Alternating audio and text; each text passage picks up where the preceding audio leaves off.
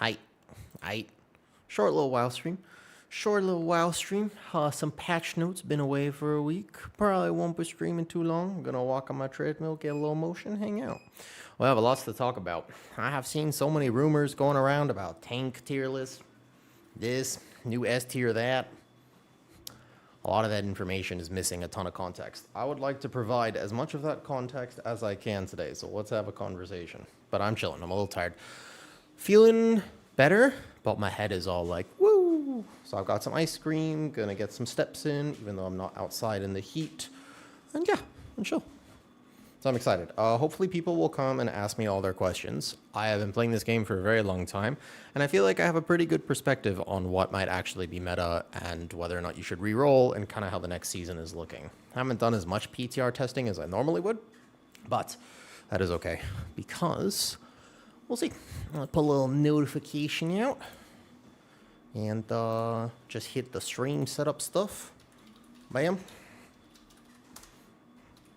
Now, the other thing, if you are watching the beginning of this, is that I'm re-sponsored by Opera GX. This is a really cool way. It's the easiest way for your favorite streamers to sustain themselves. Sponsors are fantastic. This one is completely free. If you want to try it and you want to help me out, completely free. Oh, we got to update the command, the tank tier list. So I've put that as a command because I want to talk tank tier list the entire time coming and stuff, but that is from last season. That's from last season. Be careful of that link you've just opened. That's from the last season. We got to update that today. But let me go ahead and set up some links. Let me just do some stream setup as I eat a little ice cream, get some steps in.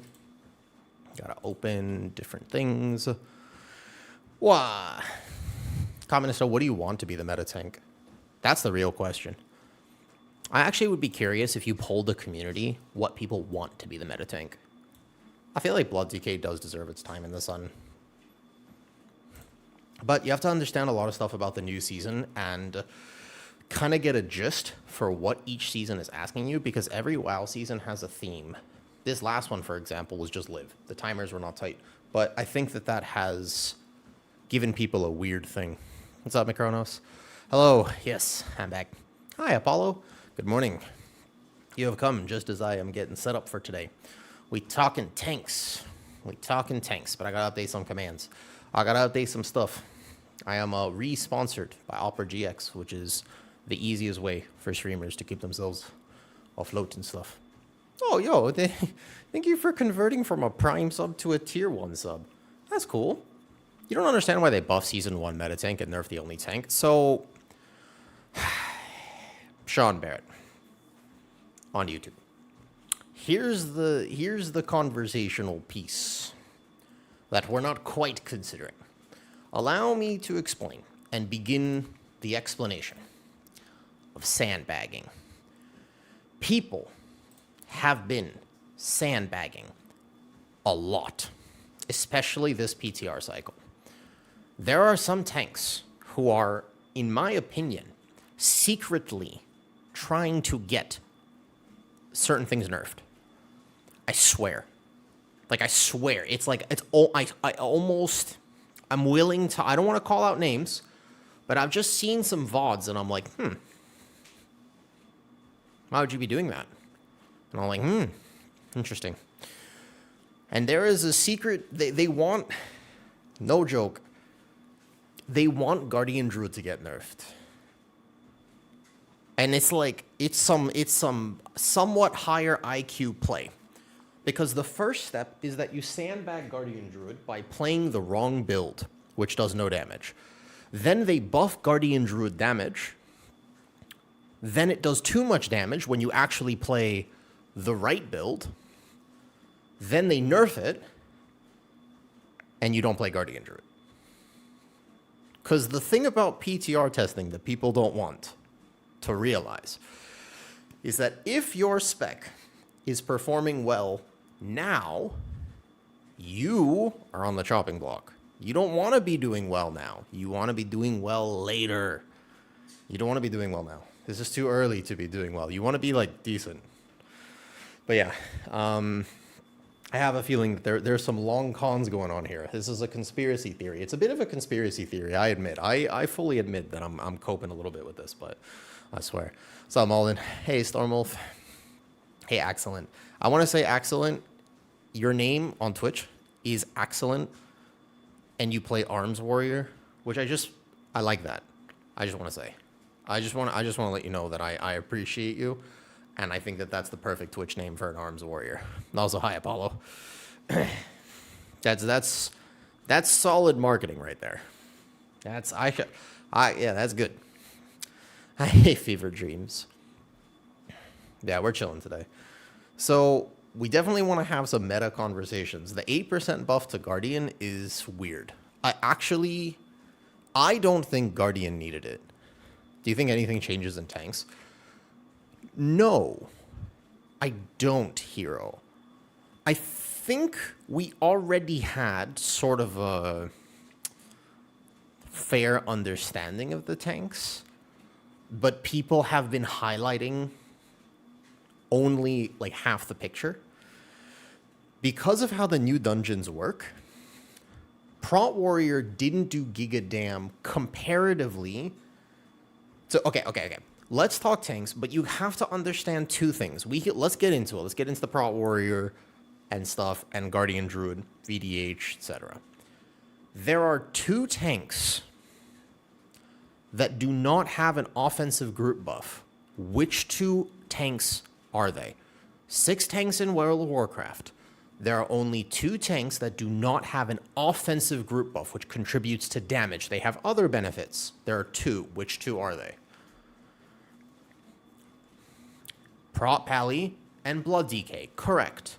Which 2 tanks were the meta tank on all the tier lists that people have been coming out with? Like, which 2 have been overperforming individually?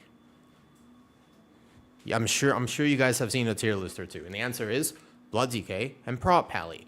The 2 tanks that were individually doing the most damage are the 2 tanks that have no offensive group buff. Next season is checked by damage. Like, DPS will matter a lot. A lot more keys will feel like Algothar Academy. And if keys feel like Algothar Academy, then you're going to need to optimize as much damage as you can, because you know if you've tanked or healed this season that Algothar is a frustrating key, because if your DPSers aren't doing enough damage, like it's very impossible to time that as keys get higher.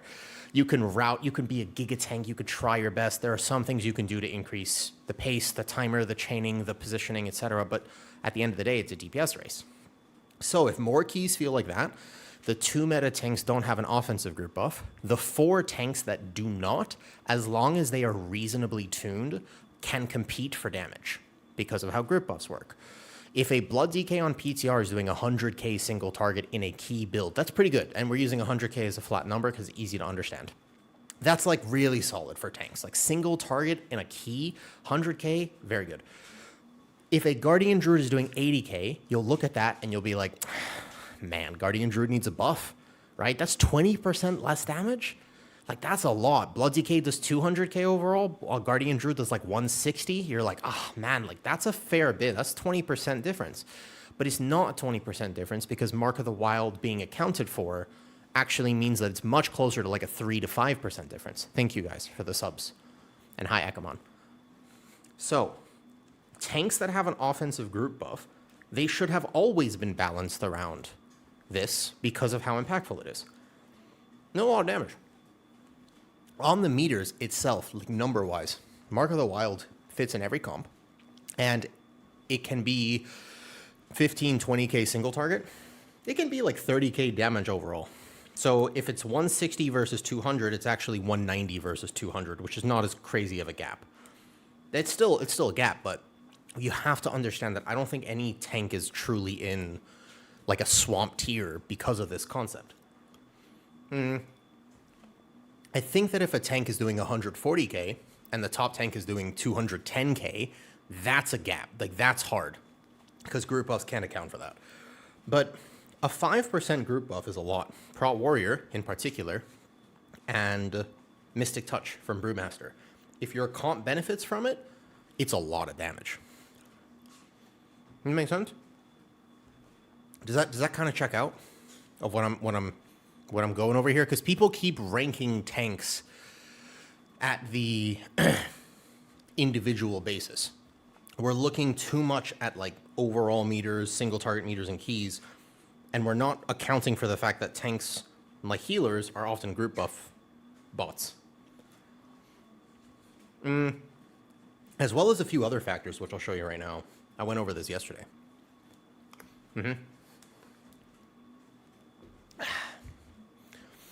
Ariel on YouTube. I'll address that. No, I do think Blood DK will be meta. I just don't think it will be as dominantly meta as Guardian Druid currently is. What you can't have is a tank that is the best tank, the tankiest, does the most damage, and also has a group buff. That's a problem. So I do think that Blood DK is currently the top tier tank. I just don't think it's as vast of a difference as many people are making it out to be. It's not like it's S tier and then everything else is B tier. It's a little bit more like S tier, A tier, if that makes sense. There's no tank tier list link. I gotta update the commands. Actually, are any mods in here? Do I have any mods that help me update commands? Otherwise, I'll try to remember how to do this. Yeah. Also, Ariel, can I read your comment out loud because you've commented it on a live stream for some reason? I would just like to read your comment out loud, if I may. You said, why are you walking at the same time you are trying to make content? Is it because you are trying to make everyone believe that you are hyper healthy? I find it annoying. Thank you for your comment, Ariel. Now, my main issue with your comment is the fact that your name is the Little Mermaid's name. And the Little Mermaid is much nicer than you. And that bothers me, because you could have named yourself I'm a Dick, and that would have made a lot more sense. Like, with a comment like that, you should have a negative name. Maybe like Chaos XD, that would be a good one. Or like something like this. But Ariel, that's a very nice name. You're dragging a positive name through the mud here.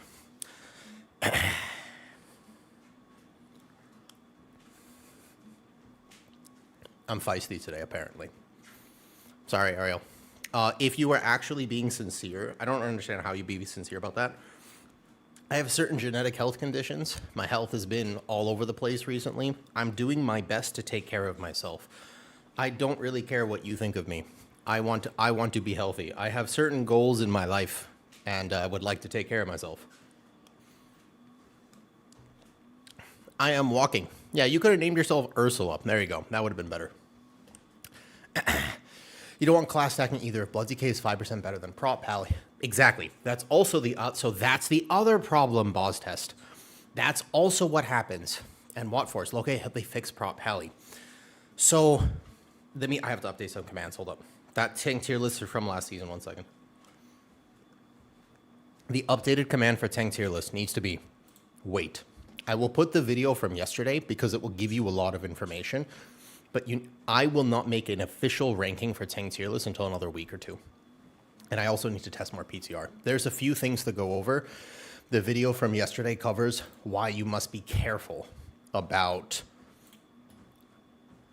deciding what the current tuning is. So let's go over it right now. Here we go. There are some dungeons which require additional kicks. The tank having additional stops and kicks would be a giga utility piece, cheeky.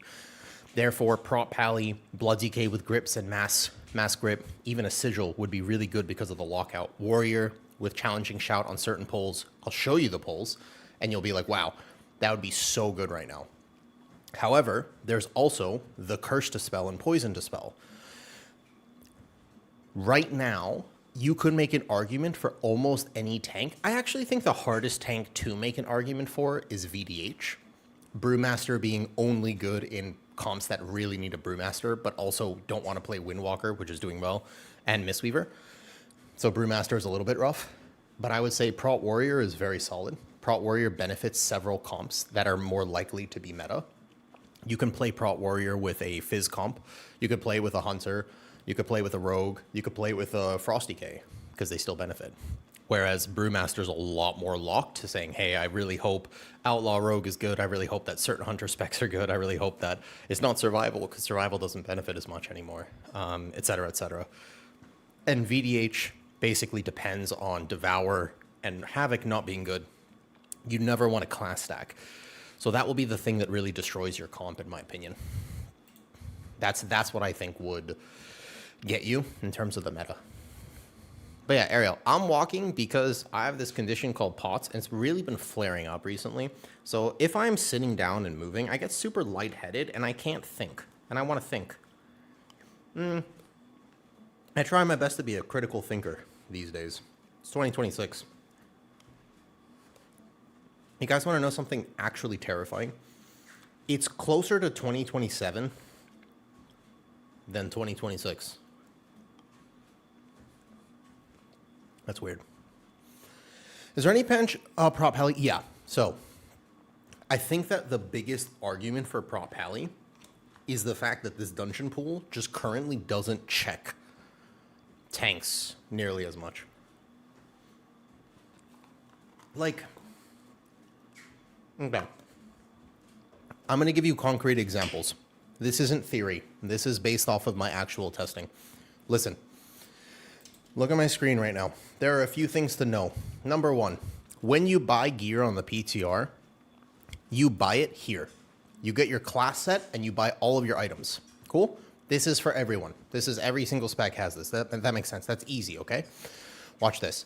The Trinket Extraordinaire will sell you any trinket that you want, including the ones from the last boss. They will also sell you cantrip effects that you cannot get early on. Most likely, for example, this neck piece, you can see here, is a Giga Crit effect. It is from the last boss. It will not be easy to obtain this item. You will have to bonus roll it. Like, the chances that you'll have this early on is very low. Just as a little note. There are also other cantrip effects. For example, this Giga Haste Leather Head. It's not crazy, but it's a few percent, and it's got a pretty decent proc rate. You're going to want it at the very least. There are trinkets like the Guillotine Technique, which are pretty decent. And there's a 2-set bonus for them. The 2-set bonus is only for strength users. You can't access the 2-set strength. You can't access this as a Guardian Druid. But people will be playing all of this. These are all items that are not going to be so easy to get. Prop Pally, for a lot of testing, was actually playing this PvP trinket, which clearly is not going to be on Myth Track, and you're not going to have access to it. So a lot of testing is being done with items that are just not really going to be very accessible because they're the last 2 bosses which drop all these items that you really want, even this trinket. So just know that the first month or 2 of a season, this will matter because some specs depend a little bit more on having these items and some specs depend less. It could be a 5-10% damage difference right here, just having this or not. Of course, if you're a Giga professional player, I think that you might have access to it early on, but for most people, you're going to have to bonus roll this or get a lucky vault. And it's just most likely the right answer is to bonus roll it. So I just don't think you're going to find... You're not going to have these items early on. Guardian Druid, in particular, benefits from this because we are going from playing 2-set, not 4-set, and then there's the tier set acquisition, which matters. Hey, Random, do you know how to change a command on Twitch? So when we're predicting meta, people are predicting 2 months into the season. 2 months into the season, there will be 3 to 4 more tuning passes. The tuning pass will be based off of the Race to World First and what's good in Raid. Therefore, the mentality here is that although we can test all the dungeons right now, you should actually be looking at Raid to determine whether or not your spec is getting nerfed or buffed. That's my opinion. It's not, I'm not a Blizzard employee. That isn't an official opinion. It's just from my perspective, that's how they do it. Can I mod you randomly, random?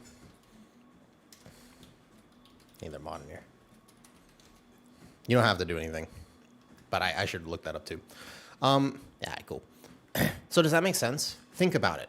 Like Guardian Druid going into the last season, they introduced some new talents. Yeah, so here's why it will benefit Prop Pally. Jippy, give me a second. We got to go through all these little background points. What a tank will bring to a dungeon is not just its raw damage output, but its utility. Those are the 2 things that I would look at, not survivability. For anyone who is asking the question, will Guardian Druid be able to live the dungeons? The answer is yes. Will Prop Pally be able to live the dungeon? The answer is yes. Will Blood DK be able to live the high keys? The answer is yes. The keys are not going to progress to a degree where Blood DK won't be able to live. So the answer is yes. That's the answer. Cool. Is there a healer that works super well with Prop Pally? We can go over some combinations, although combinations are a lot less impactful than they used to be. I swear there were more combinations back before they did some pruning and stuff. But these are the things to consider. Is everybody watches the tier list based only off Mythic Plus testing. We should be looking at raid testing because that's what will determine. Like, they will not, and I cannot express, they'll do this in keys. They're not afraid to do this in keys. They will, you can quote me on this, look at me. They will not let a tank be 70% better in raid. It won't happen. If a tank is overperforming in raid to a degree of more than 10%, it's getting nerfed. They will never let that happen. In keys, bro, I don't know what they're doing. I'm gonna be real, like, I'm gonna be honest with you, and I'm a big positive person. I don't know what they're doing in keys. Like, the balance for keys is all over the place, and they could fix it. There's a lot that they could do, I think, to bring underperforming tanks up in Season 1 and kind of balance the game a little better for tanks and healers, 100%. But in raid, they won't let that happen. They really like their raid tuning to be a bit more... It's not fair, but it's never as egregious as one tank being like all the way up here and one being all the way down here. Does that make sense? Prop Pally is great until you hit the 15 to 16 range. You're so sweet. You know, it's actually, though, cheeky. That's exactly what they do. They, like, Guardian Druid, is it fair that it's this powerful in keys right now on live? It's a conversation. It's a conversation. I could totally see the conversation as to no, that it's not, that it should have been nerfed a little bit more than it was. But the whole reason, the history of why we ended up as the Guardian Druid meta that we've had, and here, let me answer that question in a second.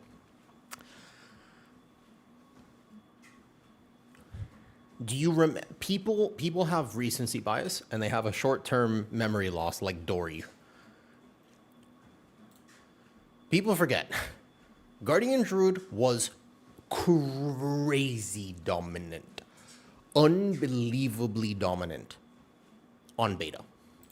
It wasn't, they buffed it, and then it got giga powerful to the degree where all of your abilities were just casually doing 50% more damage than everyone else. A week, and they didn't touch it. For 3 weeks, it existed like this. Everyone rerolled. Everyone played Guardian. You played Guardian in your Mythic Zeros. You remember Mythic Zero week? They didn't touch it until a few days before the raid came out.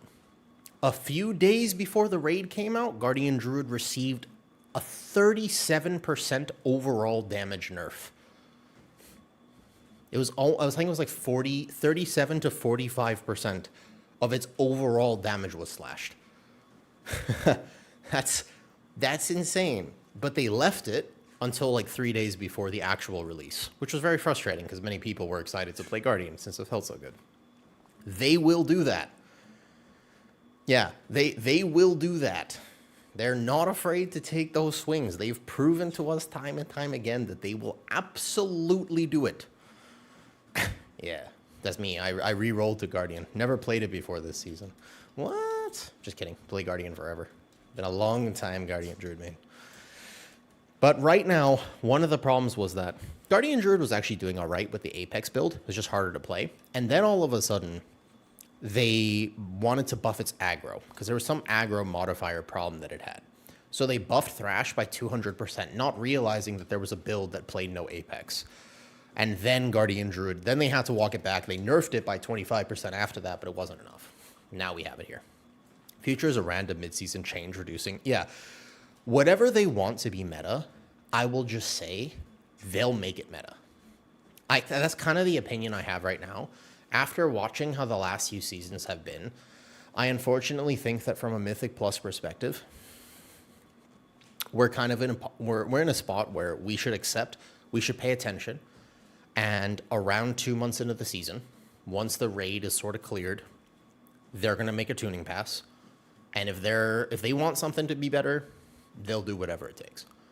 200% buff, no problem. 100% buff, 70% buff, no problem. The reason Prop Pally was so good early PTR cycle is because it casually got 70% values where every other tank got 5%. They buffed some tank abilities by 25% to account for the change in scaling. And then they did like 5% damage buff, like 3% here, 4% there, whatever.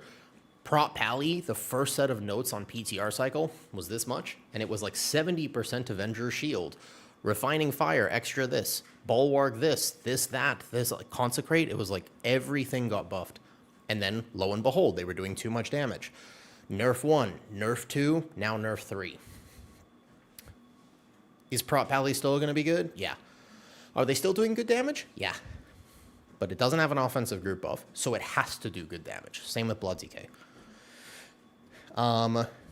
If the gap is 70k overall, that's a lot. But I would look at single target instead of overall too. So is Prop Pally going to be okay? Yeah, I think it'll be just fine. The question of coverage is a big one, though, because Prop Pally played in Pugs versus Prop Pally played in the highest keys is different. Not the same. That tank is a fundamentally different experience. Because I was asked 3 questions. Let me answer them and stop ranting. Okay. First things first. Okay. Hero, you said you've been struggling with POTS for the past years. How do you handle stuff? I've had autoimmune conditions my whole life. I just don't look like I've had them today. I've done extreme levels of work. People have no idea what I have been through, and the fact that I grew up in a hospital. It's easy to look at me now and be like, oh, stop complaining, or as Ariel said earlier, stop trying to make WoW players healthy. It's like, I don't give a shit what you do. You can do whatever you want. I am walking because I need to. I'm also wearing an abdominal brace because, I don't know, sometimes I see babies and I'm like, I wish I was born in your body, goddammit. But I'm alive, so that's cool. And that should be celebrated. I play WoW weird because I have weird joints. My fingers bend in directions that they shouldn't bend in. That's why I have a hard time key binding with certain modifier keys, like Alt or Shift or Control, because when I slide my finger, I'm not very accurate with it and I miss. So I click some of my spells. It's one of the reasons that I have adapted my own, not really a disability, but I've adapted my own body to be able to play the game that I want to play. That's cool. Like, that's a good thing. That should be complimented, and yet most of the time people come in here and they get mad at me for it. But they never ask me why. Is Bloodsy threatening different? Yeah, no, it's just good right now. Oh shit, Kent. What's up, Kent? Hi, Kent. I saw you were on retail today. What's up, Psychic? What's up, Kent? Yeah, I saw you were on retail today. Welcome back. How was your stint in Classic? Did you actually get to breathe and have fun? Yeah, I'm walking a little bit today. My health has been all over the place, so I'm just trying to take care of myself first before the Season 2 gaming begins, you know? I'm ready to go back already. Kent, you know, I'm kind of ready to go back. And I haven't been back in 20 years. There have been a lot of things I'm noticing. I genuinely also kind of want to go back. I'm sort of ready for Classic Plus. I'm a little bit ready for some potential Classic Plus announcement. I think I'm just getting older. Yeah, I honestly think at this point, I'm just fucking old. I used to be young and youthful and competitive, and now I look at myself in the mirror and I just realized I disgust myself. Because, like, I want to have fun when I game, and I don't care about my IO anymore. And it's like, who am I? You know? It's tough. Yeah, I'm just an unk.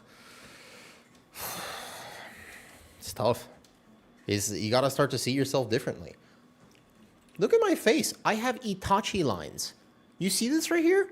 Have you noticed this? When I smile, there are 2 lines that come on the side of my mouth like this. And it's like, bro, For a long time, I was just Sasuke. But now all of a sudden, out of nowhere, fucking Itachi lines. Where'd they come from? Thank you. I appreciate that. I like to think of myself like that as well. It complicates things sometimes. Alexa, blaze sadness and sorrow and go on a monologue. Yo, what's up, Smack? Smack, you are one of the longest. Actually, you're one of the people, whenever you sub, I realize how long I've been streaming for. Because that says 20 months. I thought about this the other day. I have almost been streaming for 2 years. Like, we're kind of approaching the 2-year mark. It's been a year and a half. That's crazy. That's wild. Yeah, it has been a while. Well, Kent, you came at a conversation. We were talking about the meta for season 2 and tier listing and stuff like this. And I was answering a question about genetic illness right as you came in. Because somebody asked me a question about my joints and stuff. What's up, Barely? Yeah, it's been a while, indeed. Red is S tier. You know, Red is looking pretty good, but of course, with the tier listing, I was just explaining that you should look at raid tuning. Like, if you really want to know what's going to be meta, you should absolutely look at raid tuning. And I don't know if you've ever known this. I think I got to go in a second. But I got weird joints. And I think it's super cool that I've kind of adapted my weird genetic conditions to still be able to, like, play WoW, live my life. When I was younger, man, they told me and my parents that I would never, ever, ever be able to take care of myself. They were super clear on this. They were like, bro, his shelf life is going to be shorter than a Twinkie by a lot. And it's not going to go well. And then all of a sudden, here we are. And now I have to contend with fucking taxes and shit. Goddamn. Had to switch to Twitch is where the party is. Yeah, hi, Deathlord. It's better, though. I do have EDS, correct. It's called Ehlers-Danlos syndrome. And then with that just comes some random stuff. Sometimes I get really lightheaded. That's why I'm walking a little bit. I have a walking pad. It's not because I'm trying to get steps necessarily. It's just keeps my blood pressure up. How is Thailand on taxes? Let's not talk about taxes on stream. This is a happy stream, you know. But yeah, no, but for real, I'm also glad they were wrong. I'm happy I'm alive. It's just different. I can bend super weird ways psychic. I can put both my feet behind my head.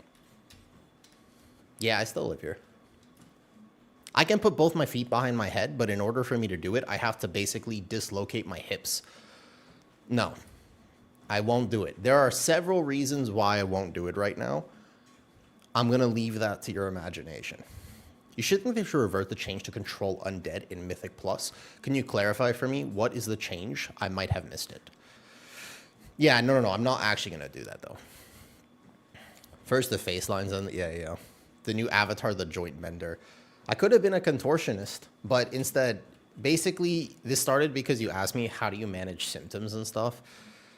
You manage symptoms. Years and years of my life have gone into researching, understanding, and being able to live with autoimmune conditions. My life was going like this, and I was like, no. And now it's going like this, and I'm getting healthier, aside from this recent flare-up.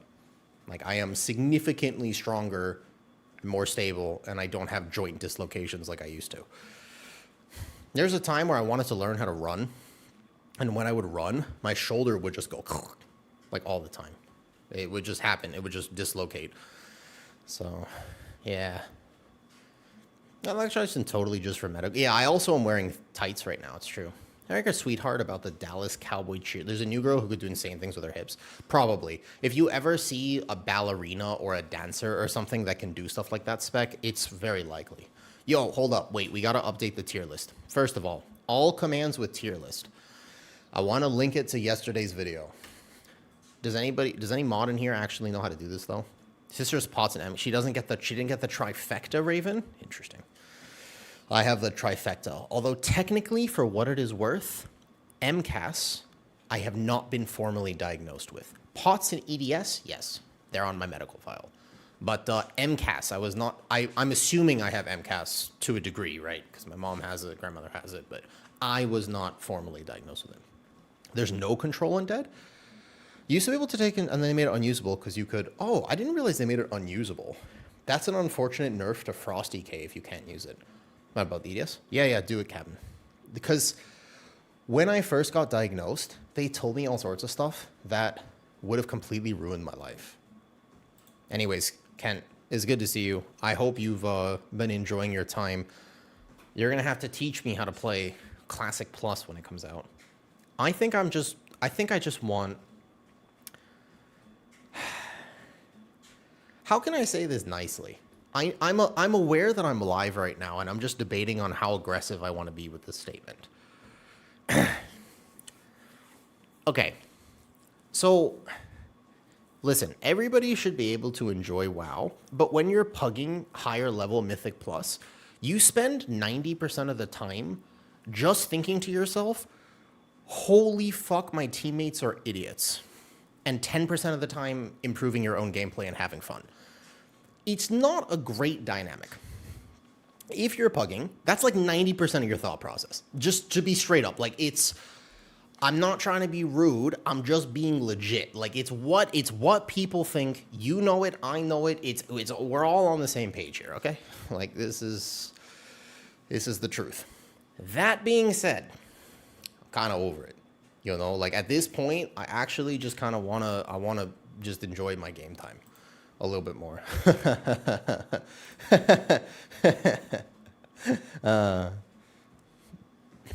So anyways, yeah, that's that. Thank you. I want to clarify that the tier list from yesterday is a conversation. If you care enough to be watching tier lists, you should definitely... That last video yesterday explains where the tanks are at, but in more of a discussion format. It is not a full tier list ranking things without explanation. I think that it's important. Let me just show you a few things. So for example, if I walk into Voidscar Arena, the standard first pull in this dungeon, if you go right, which I think is the right route here, but if I go into a Voidscar Arena and I just set the key to whatever it is, 15, 17, you will see the very first pull. And this is going to basically show you something, which is that these dungeons are going to require a lot more coordination. Prop Warrior is still going to be entirely dependent on whether or not you want the Warrior buff. Blue, it's very group buff dependent. Group buffs are a lot of damage. So if I put this key in real quick, and let me just find it over here, I'm going to show you the very first pull of this dungeon. We'll do it on 15, and I'll show you that it's not that hard to live on your own as a tank, but you're going to see immediately why your keys will be in despair. You ready? So if I put this key in, and we go here, if I go to the right, the standard first pull is going to be through this hallway, pulling the mini-boss, and watch this. So as I run through, I don't need a healer with me for a second, but now there's going to be one caster behind me, which is important. There's going to be this caster over here. The mini-boss is a caster, and you're just going to notice that there's a lot more casts. Because there's a cast here, which probably doesn't one-tap, to be fair, but it's not like it doesn't hurt at all. So you're going to have this cast. You're going to have a few other things to deal with. I'll just live long enough to show you. And you're like, okay, that's not so bad. But if all the pulls are like this, and this starts to get to a key level where these casts one-tap you, then you're going to be in danger. That's a 25% damage reduction that must be kicked. Otherwise, everybody in your group does 25% less damage. You're going to have these bolters. You're going to have 2 totems that spawn that basically need to be kicked. Everybody's going to need a line of sight, and that's the right side. If you go left side, then there are 3 25% damage reductions that they're going to need to manage. That's 3 kicks. And I don't know about you, but my pugs don't tend to get 3 kicks. So I just think that it's an important thing to consider that next season, if you feel the frustration right now with your DPS potentially not holding their weight, or keys not finding that consistency and missing kicks and people standing in puddles, it's going to be worse next season, not better. Because of that, I think it's important. That makes sense? I think that you're going to really want consistency next season more than this season. Because, like, aside from Algathar, you could get by this season with... And you could do Mysara Caverns or whatever. You didn't have to pull that aggressively. Everything was kind of all right. the timers were not as much of a problem, and there really was only one kick, and if you missed the kick, it wasn't an immediate death. But in the new dungeons, I think that there are a lot of kicks that are more immediate death. First pull, Altar of Fangs is like that. Yeah, you could play Paladin. That's one way to get all the kicks yourself, and that's why I think Paladin's greatest asset this season is not anything other than just getting all the kicks. There's in the same dungeon, there are mobs that have fears. It's a 6-second fear. We haven't had that this season. There's a 2-second fear, and the only mobs that have them in Magister's Terrace, there's only a few pulls, and those pulls, even if one goes off, it's not actually immediate death because 2 seconds. Whereas if you remember Arakara, do you remember how frustrating a dungeon like Arakara was back in the day? Because if you missed the fear kick on the very first pull, it was just GG's. You have this dungeon, Altar of Fangs, where these guys to the side, you don't play these two, but they do a cast, they don't move very well, so DK grips are going to be great for this. But if I show you, this kick right here that they're about to do is a giant AoE nuke that probably one-taps somebody and a 25% haste reduction. So observe my debuffs. Haste reduced by 60%. It's 30% per missed kick and it stacks. So if you have 4 of them in a pack, you literally need 4 kicks. You can't let it go off. Like 30%? Oh, man. That's tough. Like, that's rough. I saw that people still are planning to play Guardian/Pally for keys in China. I think that the DK hype has a problem, which is that they normally don't like DK being too meta for raid. Like, if it's overperforming in raid, that means it'll probably get nerfed for keys. It's an unfortunate truth of how they tune Mythic Plus. Like, they should tune Mythic Plus for Mythic Plus, but they tend to tune Mythic Plus for raid. They do it the opposite direction.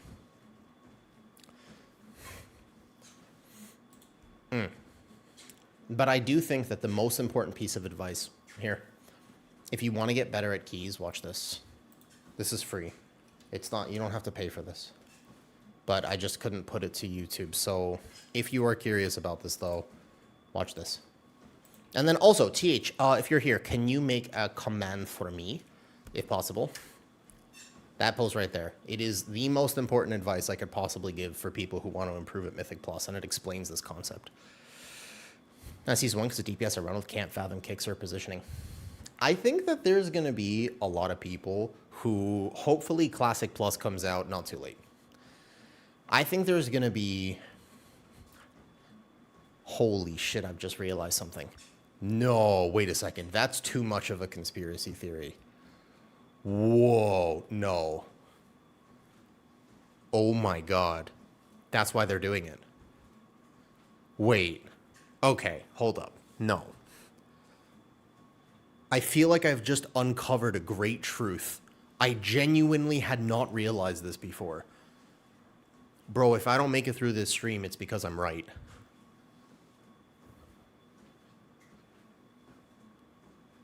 What if the reason that the Season 2 dungeons are actually swamp is because they know that people are going to swap off halfway through the season when they announce Classic Plus? BlizzCon is September 12th. That's 1 month after the season starts.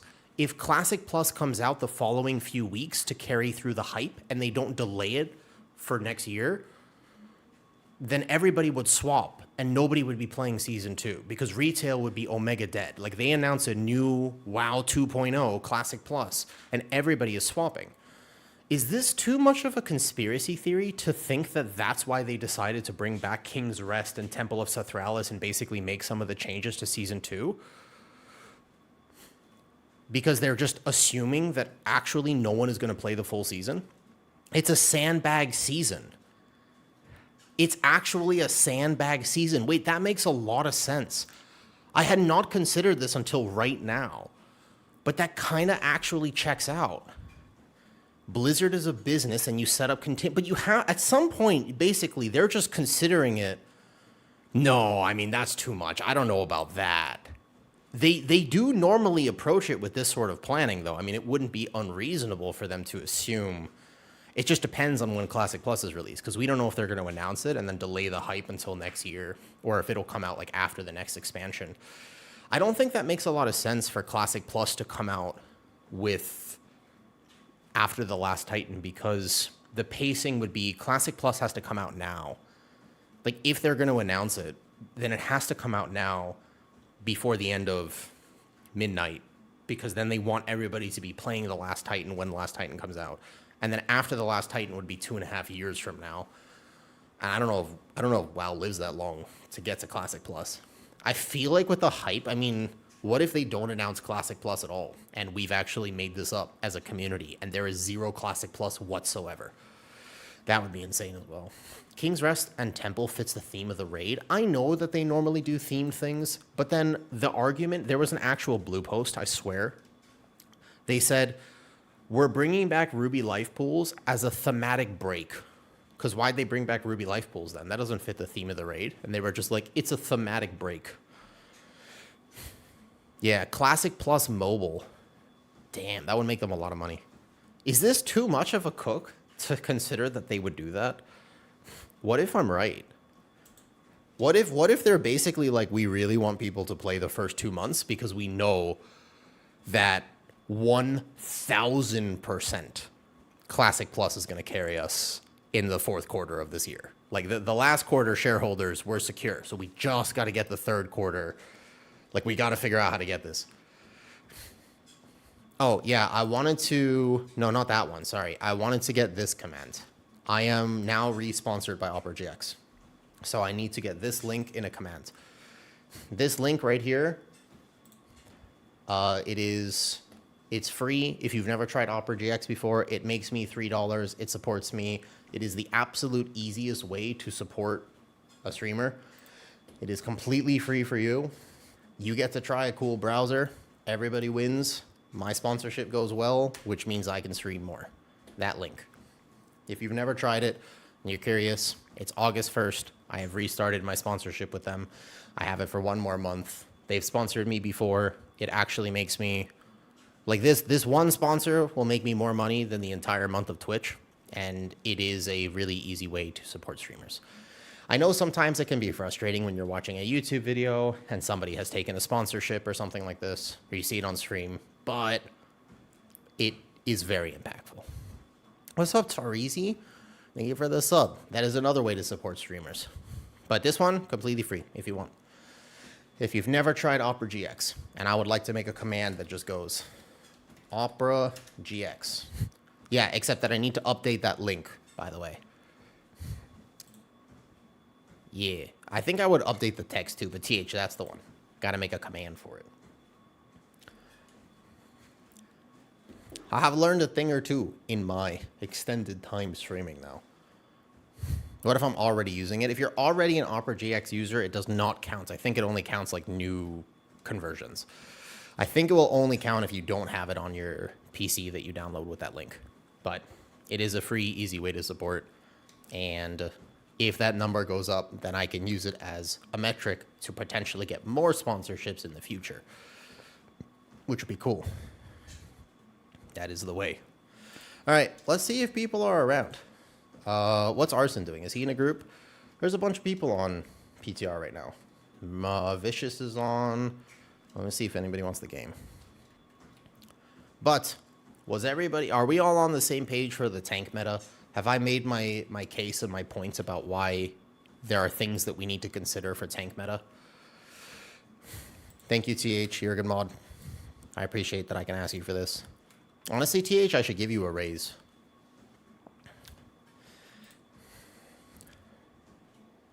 Oof.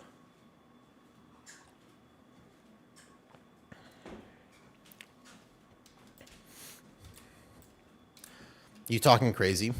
I do accept Bitcoin as payment. I also accept Bitcoin as payment. So, while we're here, allow me to rant about a few other things, aside from just the meta on Season 2, which I think I have some good opinions on. The last video is an explanation, Tarizi. If you type in this command, I think the TH got it earlier. This video right here is not just a ranking, but an explanation for why the tanks might be valuable in different ways. They also released tuning right after I made that. So basically, Prop warrior, if it can live, decent spot, and it probably can live. There's a lot of good changes that they've done, not just bad changes for tanks. It's a weird season. They're specifically trying to make it so that tanks don't die as much. I appreciate that. I just don't know if it'll work the way they want, because if you make it so that the tank can live and you don't check them in the same way, you might just pull bigger, and so the tank has more to do anyways. I don't know, but the cook about the whole thing was this, though. Yeah. Damn, that's good. You got a Nightball message? That's solid. You mentioned the speed at which you can pull and gather will always be way more important. 100% Tober. Definitely. Which tank spec? It doesn't matter. I will show you right now. Like, if you're watching me on stream, I can just show you this. This is something I do in coaching. This is actually one of the things I do in coaching. Any dungeon, look up here. Do they need a tank? I'll do a 17 murder row. I don't know the route, though. I'm not too familiar with murder row, to be fair. But if I go into... Let me choose a dungeon here. You'll have to tell me the route. Let's do something like the Blinding Veil. If I walk in here, it's any tank can do the proper gather. It's about having the right perspective. So, if I want to go left, as a DK, I can think about using Death's Advance and walking to the left here. The inefficient route is walking around the path. I don't have to follow the path. I want to think that's not the first pull. The first pull is going to be up here toward that ping right there. I have to think about funneling the mobs into me. And if there are 3 pulls, 1, 2, and 3, how can I position myself in the middle of them? I'm going to make a video about this soon. But the idea is that any tank, my Guardian Druid has Wild Charge plus a Stampeding Roar. I can Wild Charge right here to get a little bit of leverage, and then I can go through, pull this, and let's say that this was the pull. Great. Now I'm letting them funnel into me. So I'm going to be right here. Like, that's a decent gather. But it's not about whether Guardian Druid is faster or slower at this gather. It is literally just, I had a plan for it. VDH, Blood DK could grip that. That's pretty cool. It would be a little slower to get here. But every tank has movement speed abilities. You have Roll and Tiger's Lust. You have Charge plus Heroic Leap. So I wouldn't necessarily just leap ahead as a warrior. What I might do for threat on warrior is I would consider charging to this pack and hitting them with a thunderclap. And then without turning my back, I would probably heroic leap forward. But I wouldn't heroic leap to this pack because then otherwise it's going to take me 2 extra seconds to gather. Does that make sense, Mr. Tober? It is a tank skill that is difficult to explain because it is different on each tank, but definitely worth the investment. If you're going to practice any skill on tanking, it'd be gathering.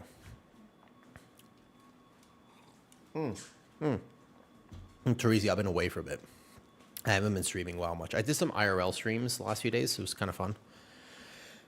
Yeah, I actually think Blood DK with Death's Advance is not as immobile as people tend to think it is. Like, it doesn't have nothing. Yeah, think 3 packs over here. Let them come to you. Center location. I made a video a long time ago about this. It's still accurate if you ever wanted to watch it. There's like a whole masterclass video about this on Patreon. All right, so Vicious ping route for me here. I don't actually know the route for Murder Row yet. I might have to learn a little bit. Gorfine's Grasp would use a range increase. If you're a Blood DK, you're just hoping you're overtuned. The problem with Blood DK, and I talked to Kyrasis about it, the problem with Blood DK is simple. You have to be overtuned. If I was a ranked competitive player, world first, or like a Chinese booster, and all I cared about was basically definitely making as much money as I could and playing the quote-unquote meta spec, I would not re-roll Blood DK right now, unfortunately. And it's just because I'm almost positive they get nerfed in Raid. But it depends. One of the factors that's really difficult to consider, I am not a Blood DK expert. Of all 6 tanks, probably the tank I play the least. Actually, no, 5th play tank. 6th play tank is VDH. I don't like VDH. Pretty open about that. Okay. When you raid, how different is your talent tree? If I was going to raid on Guardian currently, I would be swapping a bunch of talents here. So if I'm thinking about how to make a raid build for Guardian, I don't know if I'd play Apex with the current iteration of it. I'm going to have to path down here. So I'm going to want to pick up here, maybe this. I'd consider it. I need to check tuning. I would play a lot of the similar talents, but like right now, the difference between the Guardian Druid raid build that I use to parse 99.9% and the key build is like 9 talents. Like it's a big difference, fundamental difference in rotation. On live servers, don't know about next season for raid for Guardian, but on live servers, you swap to Red Moon, you don't even have Moonfire. You play Red Moon, a bit more damage. You want to be prioritizing Mangle in your rotation on live Season 1 realms. The problem is that I do a lot of damage when I'm raiding. I can do 100k single target. There's actually even a build that plays Convoke that I know some people have used to do top parses. Now here's a problem. If they look at Warcraft logs and they're like, man, Guardian Druid with some weird ass Convoke double Mangle Maul build is doing really good, and they nerf Guardian Druid because of that, this is not what you would play in keys. You would never play this in keys. It's purely pad raid damage. And any tank that has a fundamentally different raid build is going to get nerfed because they tune for raid. So that's what I would look at. And I think that Blood DK's problem is that it is a very good... You always want it in raid, pretty much. I mean, maybe, I don't know, but maybe there's a fight that doesn't need grips, but it's just a pretty safe bet that you're going to want a Blood DK on your roster. And so if it does top damage and is good, it's going to get nerfed. If its damage is 1k or 2k higher with their raid build than some other tanks, totally fine. You're good. But it kind of needs to be 5 or 10k higher for it to be dominantly meta in Mythic Plus. But the question is, how different is their raid build? And that's what I don't know. I don't know actually what the max single target simming build is. I could ask Kyrazis. He would know. But does that make sense? Think about that. What's up, Huey, for real? You know, I knew a guy named Huey once. What an annoying twat. That's a The Boys reference. That's not you. I'm sorry. You don't know me. We're just meeting each other for the first time. That's awkward. It's an ongoing joke that... Never mind. I'm sorry. Hi. What's your favorite cereal?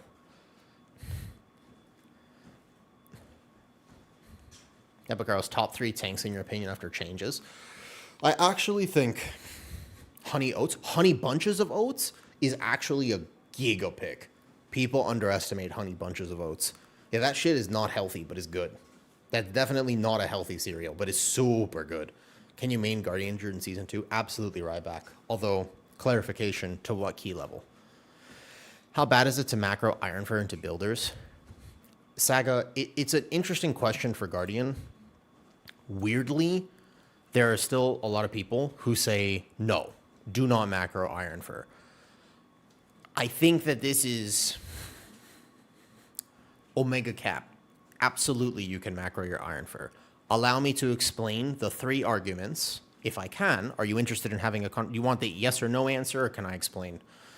Because there are 3 good reasons why you shouldn't, but I'll give you a reason. I'll explain why all 3 of those can be solved with 1 button.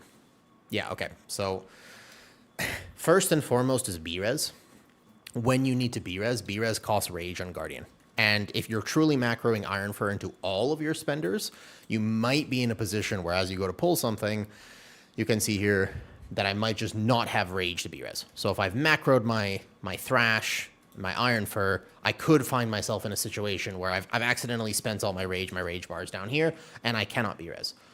But, and here's the important thing to understand about this. I don't think I can change this in combat, so let me die real quick. I'll put my rage bar in the center of my screen. You have so much passive rage in playing EC. Like, almost every second, you're going to get a tick of something that will give you enough rage to B-Res. Worst case scenario, it takes you half a global to get your rage bar back up.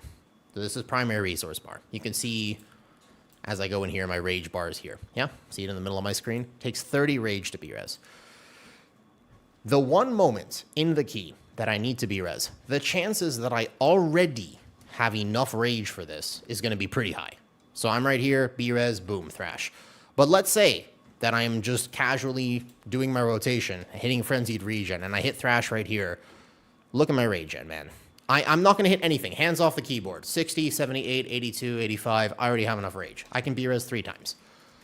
So if I'm just macroing my Iron Fur, it's just not the end of the world. In Season 2, we have Mangle on our bars, and that's going to be even more rage gen. Plus our Apex talent is going to be Giga Rage gen. So the 30 rage argument for B-res, maybe you miss 0.5 seconds on a B-res.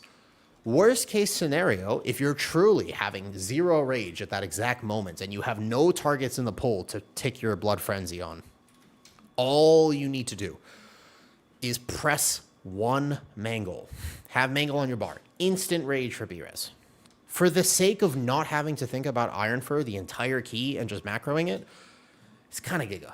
Like that's, I just don't think that that's actually a reasonable argument because you just now you don't have to think of your cognitive overload done. Problem solved. You macro Iron Fur. Does that make sense? That's the first problem. Okay. So you have 3 sources of passive rage gen that will probably give you enough rage to B-res anyways. You have your Galactic Guardian procs, you have your Blood Frenzy ticking with Thrash, and then especially with new Apex, any global you hit is going to proc. If this is proc, then you get extra rage here as well. No problems there. You also have your EC Hero Talent Tree, which can proc a bunch of rage. Okay. Problem number 2, reason number 2 that you should not macro Iron Fur as per the recommendations, is pooling at the end of a pull. If I've pulled something and I'm going into the next pull, it is pretty helpful to have rage banked up. You might miss 1 thrash cast on a single mob that's about to die. If you need to bank rage at the end of a pull, so you want to walk into the next pull with 100 rage instead of 0. First of all, it's never 0 because you can shapeshift out of bear and back into bear and you will always have 25 rage. With a bug, if you're playing fluid form, it could be 42. So that's cap anyways. But let's say you want 100 for 2 stacks of Iron Fur going into the next pull. All you have to do at the end of a pull is not hit Thrash for 1 global. Literally, Thrash comes up and you just say, I'm going to Moonfire here instead. And you'll have rage. Done. Problem solved. Again, can macro Iron Fur, no problem. The third thing is a physical tank buster hit that you can pool rage for. Yeah. Which, all of this. The alternative is that you hit Iron Fur constantly or bind it to your mouse wheel, which I used to do. But with how much rage gen you have, you're going to lose rage spending. Almost certainly, I'm going to look at a log and I'm going to see that you've wasted a lot of rage, which means less incarn, which means less value. It's just not worth it. It's just macro your Iron Fur. There, in the entire Season 1 dungeon pool, there's going to be a single instance where I would bank rage for a physical hit. And that is the single boss, first boss, Seed of the Triumvirate, Class 21 key. His tank buster, I want to stack 2 Iron Fur for if I can. But the other thing is that you can also, by the way, just have an extra Thrash on your bar if you so desire. I don't even go that far. You don't even need to Nillidan, but you could. Nillidan is correct. And Incognito, you asked as well, what is the best tank after tuning? I think there are 4 very good tanks. I could make a tier list right now. I kind of want to wait another week to explain it, though.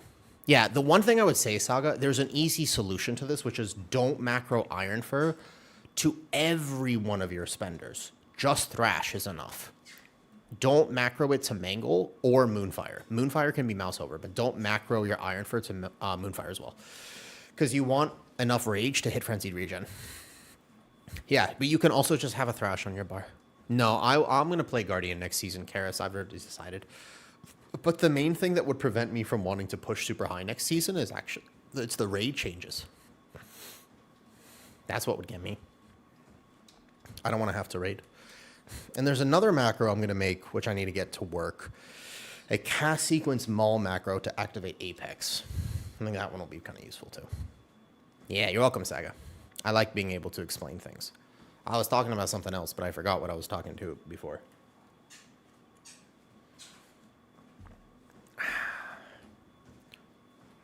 How many steps have I gotten thus far? Oh my god.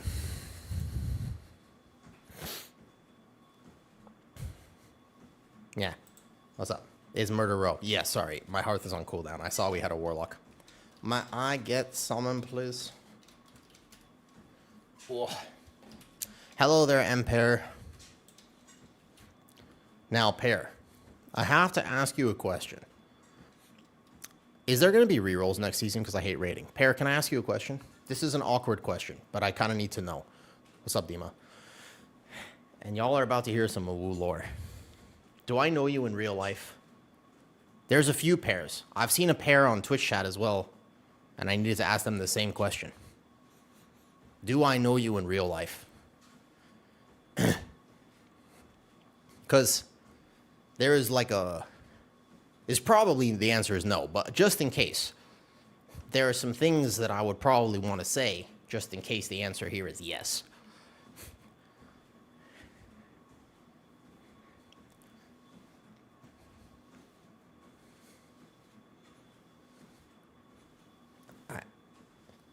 The answer is no, right? I mean, I wish, but you don't live in a third world country. Wait a second, you think Thailand is a third world country? Thailand's not a third world country. What? You think so? Have you ever seen what Thailand looks like, Pear? Do you know what Thailand looks like? Okay, no, it's just that my ex's name, Pear. This is why I need to ask. It's very important we clarify this.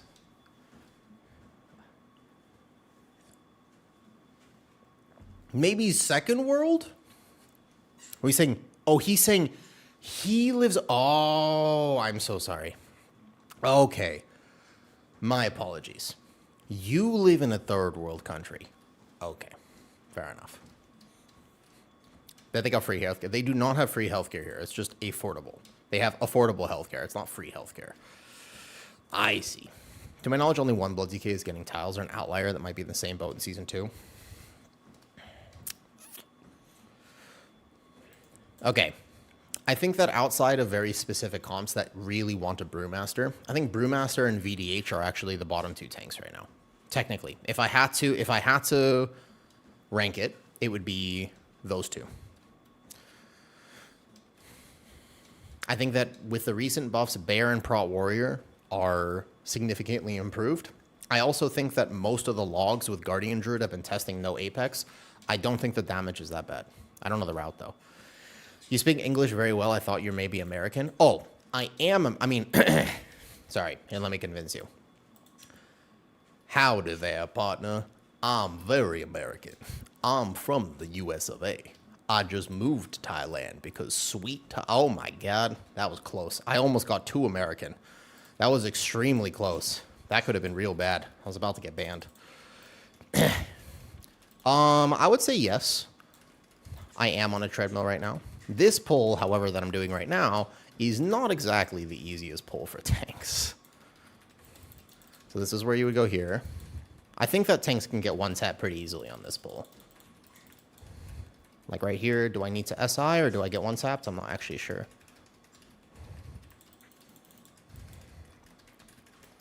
I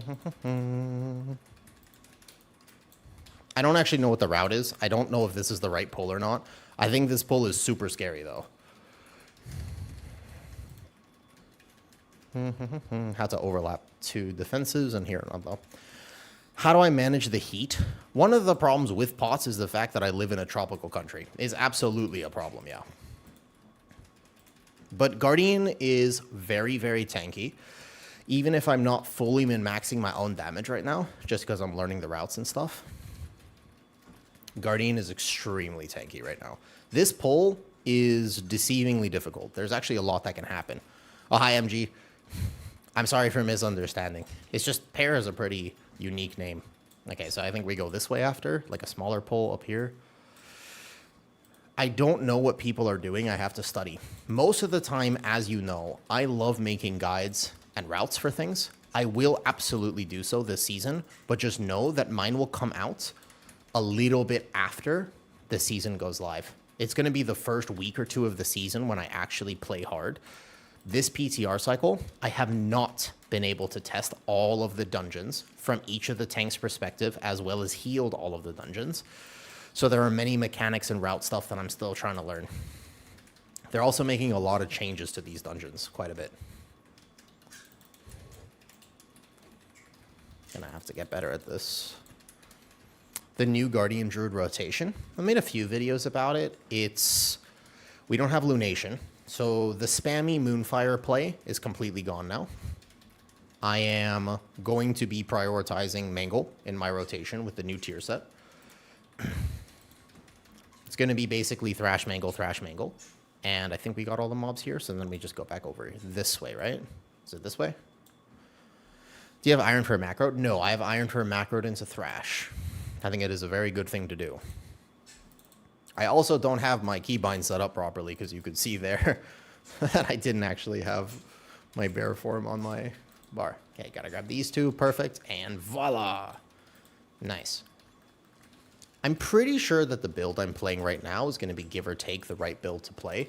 You could still play fully no Apex, but I think that the Apex is worthwhile, especially single target.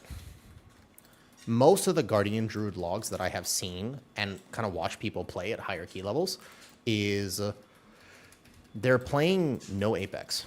What's my ping like? 243. It is a little high always. And on live realms, it's about the same Nillidan. What's very funny is that a lot of people complain about PTR ping, but I swear my ping is actually better on PTR than it is on live. So the new Guardian rotation, we're going to have Mangle on our bars.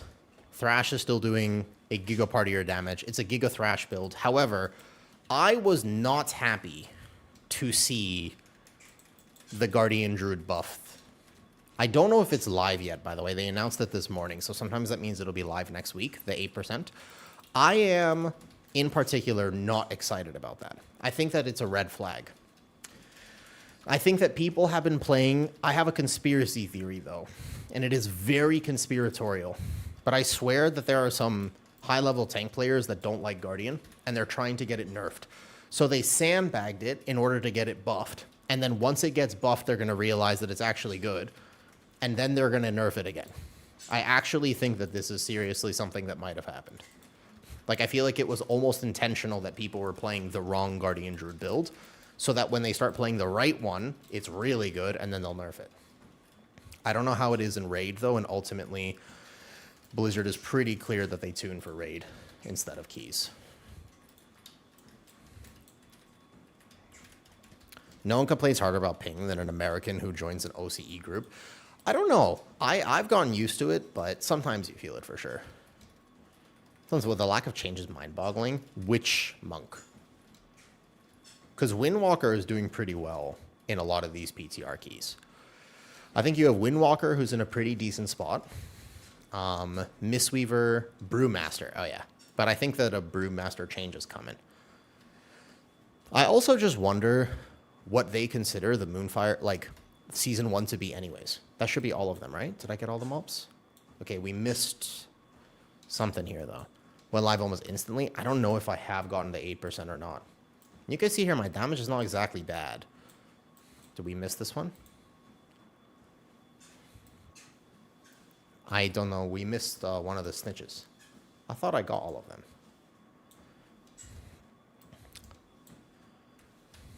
And Karis. A very random thing for WoW is absolutely the fact that people like being the hipster spec. So Blood DKs, like Brewmasters in Season 1 kind of felt like this, where they were like, yo, I've been the hipster WoW spec for so long, and now you're telling me that everyone's a Brewmaster? There's 88% representation? It's like, damn. Oh, Zalaras, I can't answer that.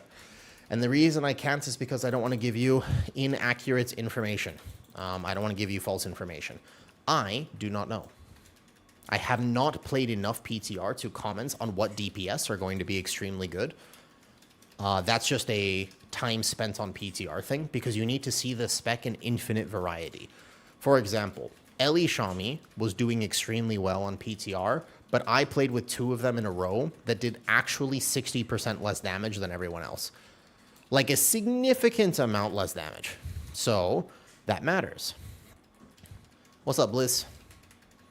I actually do have, I have Kush and Casual on my PTR friends list, I'm pretty sure. I think I have both of them on here. But basically, I don't want to give you false information, and I am not the right person to ask. You know, I should have held Lunar Beam and Apex for this. I think this is enough of a damage amp to consider that next time. Yeah, I could have planned that damage amp way better. That is my bad. Lunar Beam there would have gone so hard, and that was just off. I could have done way more damage there. I made a monk during the War Within. I heard Windwalker was fun. You ended up liking Brew more. I like the fact that there are so many different ways to play World of Warcraft. And I also think, I talked about this in an IRL stream 2 days ago. The new Spider-Man movie is really good. Okay, I'll check it out. Let's see if I can have this conversation properly. This is a Patreon video I made at this point like 6 months ago or something. But you know that there's a personality difference. Yes, I am Mikronos. I was going to set it up soon. I actually think that it is time for me to get his UI. I think it's better than what I have, and I think it is time. I've been resisting it for a while for some reason. But I do think I'm going to make a day where I actually just set up my UI for Season 2. Yep, I think it is time. That man deserves credit. I also want to see if he'll do a podcast episode with me at some point. I feel like that would also be super cool. I feel like it would be awesome to have him on the podcast. You like this scuffed UI of mine? I mean, the beta UI is super scuffed. The beta UI is actually crazy. What's up, Big Oak? You know who thinks that oaks are big? Ash's mom. Wait, my bad. Hi, Big. How's it going, Oak? Do you like... do you like Pokemon?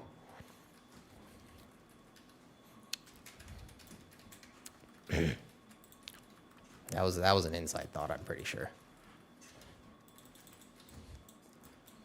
Nothing.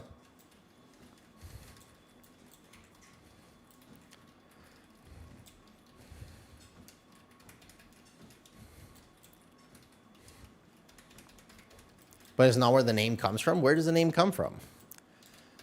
What's up, Lou? Thank you for the resub.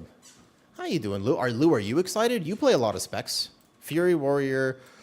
I think that if you're a Fury Warrior main, you're kind of unhappy right now, actually, because the Arms is doing so well. You're not really going to get to play Fury. Where does your name come from, Big? Karis, random thought. Potty C needs to have you on. So I'm going to give proper real takes, but also listening to your podcast. So I'm learning how to be a better podcast host. Like there are some real criticisms that people have given me, and I think that those criticisms are super valid. So I'm learning. Like I've recorded 6 episodes. The next one is coming out tonight. Tonight is an interesting one. Tonight is actually a conversation about what does it mean to be a casual in World of Warcraft. Okay, so am I not supposed to just grab steak if nobody needs steak? That's my bad. I am failing this RP. Oh no. Also, they gotta remove this. Wait, okay, so I've just failed because okay, so not everybody wants steak. Who wants a drink? This guy needs a drink. Bro, this is not designed for Mythic Plus. I think that they should I think that the second a Mythic Plus Keystone starts, they gotta just take this out. I don't know how I feel about the fact that this is still in this dungeon. What is that? Okay. I mean, I guess. Who needs a drink? That guy needs steak. I'm actually failing the RP. From Season 1 into Season 2 is Bear nerfed. I think they need to make this slightly quicker. Shift over. What is this? This is part of Mythic Plus. We're in a plus 17 right now. And you take all these mobs into the boss with a giga damage buff, which I think is kind of cool. I like damage buffs. Everybody likes damage buffs. And then you go straight into boss because you get this buff here. I'm going to pop off. I'm going to do a bunch of damage right now. Yeah, I think that at some point, RP, they should just remove it, to be honest, though. I did notice the icons later. I didn't realize I could swap the item I was holding until later. And Poison Dispel. Because they get both in-card charge. That's fair. It's true, actually. Boomy meta. Okay, I need to not steal somebody's puddle. I don't want to hit any... Can I just take it? I think as a tank, I could probably just take it, right? Like, it doesn't hurt me that bad. Do I need to blow up the... What happens if I don't blow up my puddle? My barrel? Yeah, I think the RP should probably go. Last thought I'll be doing in plus 20 was the champion of Azeroth was to clean shit off the ground. Yep. That's how it is. Wait. I need to get... Which one? The knowledge gap? I'm focusing on this fight because I don't think I fully understand it. You have to kill the poison barrel. I can get one of these or none of them, and I don't move. Once we're planted here, we're not going to move. Okay, good. And then there's a tank hit, and then that's it. Okay, that's not too bad. I think once you understand. I don't know how much my healer is carrying us right now, though. What were we talking about before? What are we pressing while Maul and Thrasher on cooldown? So you're going to press Mangle. Mangle is part of your rotation now, 100%. Which I think is good. I don't mind the fact that I have Mangle on my bars. It kind of fixes my single target damage as well. So it's definitely, I think it's actually good that we have, like, Guardian Druid rotation is not nearly as degenerate as the last season. So what happens if I don't hit a barrel? I just get this dot, right? But it's not that bad. Okay, I can just take that. That's not too bad. And then we go here, Feral Frenzy. I think you could just stay in melee and greed some damage.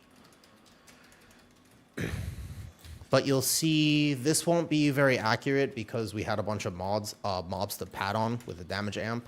But Mangle is back on the bars. Yeah, I think you only clear one of the green barrels, and then I'm pretty sure I did this okay. And there's going to be a poison. Easy enough. Putting out barrier? Of course I will. I've been away for a little bit. I've been feeling tough. You like Havoc? Did you get to see? I got to do a video with Jedith. Except that I fucked up. It was the first time I've ever actually messed up. I was talking about the podcast stuff earlier. Okay, let me get back on track. Two things. Number one. First of all, if you're watching on YouTube right now, you should come over to Twitch, because if you use it, there's more people here. It's easier for me to read Twitch chat. Second of all, let me try to answer some of these questions. Okay. First of all, Havoc is getting very buffed. That spec is so complicated. What the hell? What is that? I had no idea that Havoc was as involved as it current. I thought it was easy. And then Jedith was explaining it to me, and that spec is not easy at all. That spec is hard to play well. It's like, it feels like a pre-pruned Midnight spec. Like, it actually just feels borderline impossible to get right. There is an infinite level of min-max for Havoc. I was surprised, actually. Yeah, so you're going to play Aldraki. Aldraki is what gives Havoc its actual profile and stuff, though. Yeah, that actually was really cool. It's one of those specs where if I wanted to just play it casually in a weekly key, I'm sure I could. But the idea is, in order for me to play it well, I would have to manage a ton of resources, which I thought was kind of cool. I respect Havoc players a lot more now. Hi, Calcifer. And then, in terms of whether I'll be putting out guides, 100%. I will absolutely be putting out guides. I have a lot to say on the next season. I want to make content. It's just that I've been prioritizing my health first and foremost. Health comes first. Everything else is after, as you know. I fought extremely hard to be healthy today. With all of the conditions and things I've had to deal with in my life, I don't take my health for granted. It's something I am extremely dedicated and serious about. it has been a little tough recently. So I've just been taking care of myself. I want to take some time off before the season starts, even if that means my guides are a week delayed, that's okay. What's going on with Guardian Drew stats at the top of rankings? You mean in the current season, Scotty, or in the next season? Is that yes. The last two bosses have not been changed. In fact, they've been buffed slightly. There's actually, they added an item to it. They're doubling down on that positivity. They're not changing it. What's up, G-Dub? Fudge, I know. However, I have heard, since that has progressed, I've heard some fair conversational points about the fact that Mythic Plusers are not completely destroyed and that we're a little bit, it's not going to be as bad as originally as expected. I genuinely feel like the last two bosses having increased item level is not as bad as the 6 out of 6 mythic items dropping. Let me put it this way. In the end of the season, you will not have some of these items, but a lot of people won't have those items because the last two bosses are hard to kill on farm. So I don't think it's going to be crazy, crazy, crazy bad to just not have those items accessible. However, do you know how many item levels you're going to be behind at the start of the season? BBQ? No. I pugged Mythic Raid a little bit this season. I got 99.9% average parse. I play Guardian well. I'm happy with this. Can't you get Mythic? You can get Mythic 1 out of 6. You can't get Mythic 6 out of 6. Do you just fight this Warlock here, or do I have to go into the Fellmaster guy there? I think these Warlocks suck, right? Hey, Wicked. So, basically, when those changes came out, I was pissed. Like, I genuinely was like, bro, why are we going backwards? I was really upset about it, to be honest. I was... Because I had really, really thought... Skip around the yellow tree if you don't know already. Oh, perfect. Okay. Somebody will show me the skip. Hi, Paul Vandersar. We're talking about the changes to Mythic rating coming up. I thought Season 1 was good.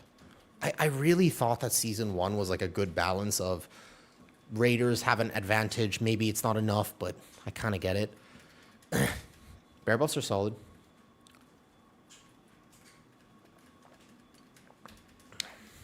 So, however, yeah, no, I mean, that's the thing, BB. It's not the last two items I'm worried about. It's actually this that I'm worried about.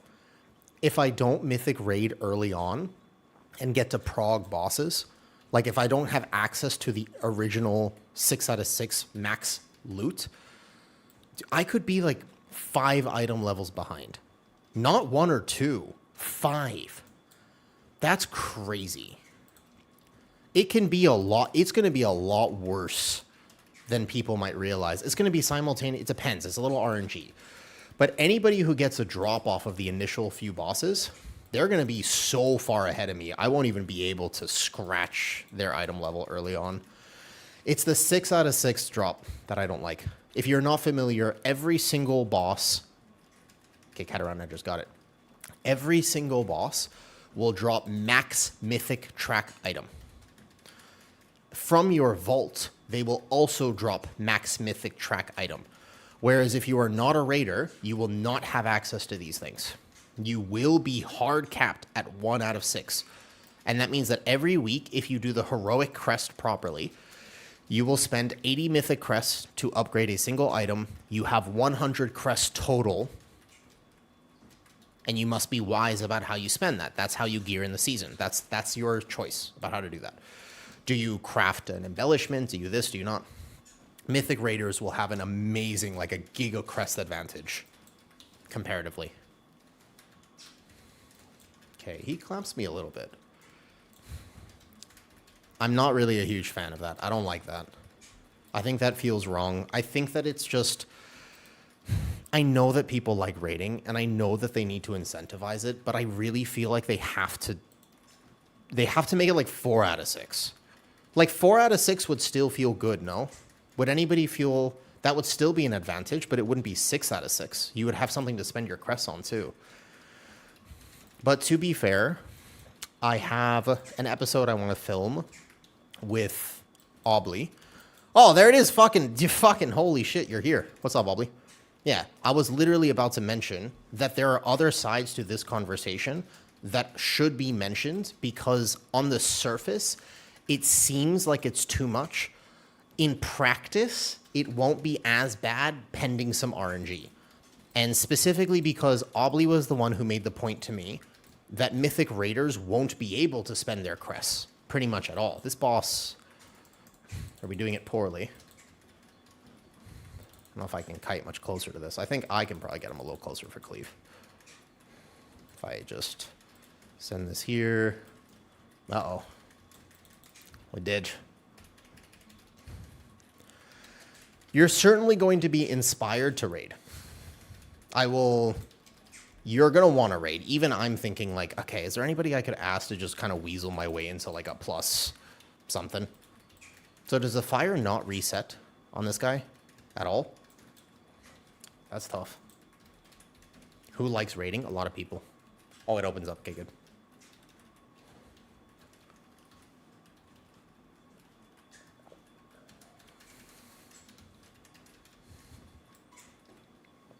But we won't be able to kill this axe, right? If you see my damage, this is 2-target cleave. That's not bad. That's not bad damage for bear. Like, I genuinely feel like if you're playing the right bear build right now, it's actually not that bad. All right, I'm getting distracted. I'm kind of done. I have walked for an hour and a half on this treadmill. Could we kill a boss? We could see the rest of the dungeon if we kill a boss right now. Wait, get him. Get him. We did it. Bear damage for the win. We got it. Yeah, nice. All right, let's see the rest of the dungeon. Ain't even 2. I'm getting kind of tired, man. Hard to have a conversation and do this. I'm weak. I used to be so tough. This is the one golem you have to play, right? Actually terrible mob. He's like the worst mob, but he just got nerfed in the last build. But, okay, so, for what it's worth. Right. Something to consider about the Mythic Raid changes before we cause drama for no reason. I do still think it's a conversation worth having. I want to have a conversation that's more fleshed out about it because there are pros and cons to the system. I think that there are ways they could make it a little bit more fair, personally. But Aubrey, it's something I appreciated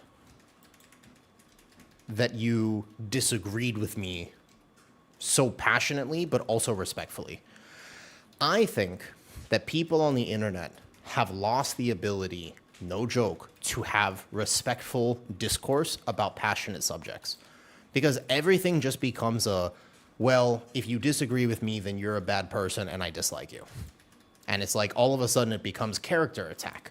It's like I made a short about boomies, and instead of somebody saying, hey, awoo, I disagree with your opinion, I think that boomies are actually like a fantastic spec and should be treated with respect, they just said, this is why your wife left you, you suck. And I was like, bro, what? So anyways, that happens a lot. People do that. And I really respect having the capacity to just have a genuine conversation about things. I don't know what I'm supposed to pull here. I'm kind of hoping that somebody pings for me. We need percentage. And let's see, though. I guess, like, the world boss would be puggable, like Dream Reft. I think that pugging early mythic bosses is very tuning dependent. I mean, it might have been part of it. Maybe she really liked Boomkin. But anyways, I actually respected that. I'm somebody who wants to have debates because I like having debates, although sometimes I'm a little distracted for them. Okay, so we have to go where now? Just straight through the middle? Like this? So we have to fight the Warlock. And then the Punisher. Warlock is the prio target, and then you have to fight one more Golem or something. Oof. I'm starting to feel the walking. With the Twitch, I'm not going to buy it, no. I also think that my relationship with gaming has just changed anyways. No, walking takes away from my focus for sure, because I'm walking, trying to drink water. managing how I feel today and having these conversations at the same time. But it prevents me from getting too lightheaded. Only spicy new buffs kicking in. Bear has not actually been terrible this whole time. There are two things to know about Guardian Druid. Number one is that overall damage Trunta is very, very, very dependent on routing, how much time. Like we had like a 7-minute third boss. Looking at single target damage matters more than overall damage, because if I'm playing with really good people and we do bigger pulls, higher routes, etc., I'm going to have more damage. That's just a fact of how overall damage works. And it's also comp dependent. Like if I'm playing, I have a warrior buff and a shaman buff, but what if I was playing with a... yeah, this is overall down here. This is current. But I don't know what overall should be for Murder Row because I'm probably not even doing the right route. They might have combined pulls. I think the first area I messed up, we had a small pull there, which dragged my overall down. But I definitely don't think Bear is bad. I just happen to know that a lot of the people who play the highest keys on PTR, like Hero is still playing no Apex. Like I don't think I saw him play Apex. I saw him play no Apex for a run. And I was like, wait a second. No Apex is 0 damn. Like you could play it, still be tanky. He did a 19, but it's not exactly... Where are we going? We have to fight this, right? Can you skip this? This pack seems like it would suck.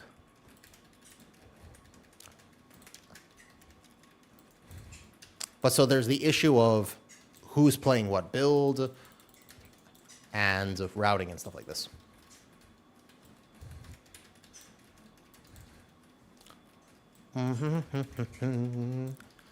There's no skip on this pack? Okay. After this, I'm sitting down. Actually, after this, I have a new computer chair I bought. I should probably set that up. Oh, it's backwards, so you got it. Yeah, if you think that it's 277, it's not that. But I don't know what this is, though. So, there is a new rotation. I still think you can macro your Iron Fur just fine. But you are using your kits. There are probably min-maxes to when I should be pressing a few more mauls. Otherwise, effectively, I have swipe on my bars. I am not spamming Moonfire. Swipe is for mangle resets. Is swipe a lot of my damage? Nope, all the way down here. But I am pressing it in the key. I don't think that DOTC will be played, but I have a sneaking suspicion that they're going to do what I don't want them to do for Guardian. There is a way that they could ruin Guardian right now, and I have a feeling they're going to do it. Like, I hate the fact that I think I'm right about this. I have a feeling that they're going to do something to our good old Guardian Druid. Okay, I've got a res somewhere. Here. I res 1 second. I got it. I got it. Not in combat. Yeah, yeah. Hey, Ren Turbo. Oof. All right, hold on. I'm pausing this. Bro, I walk so much. Oh, my body. Ooh. I am so anti-unfit. Bro, how much was that? I was struggling to keep up with stuff.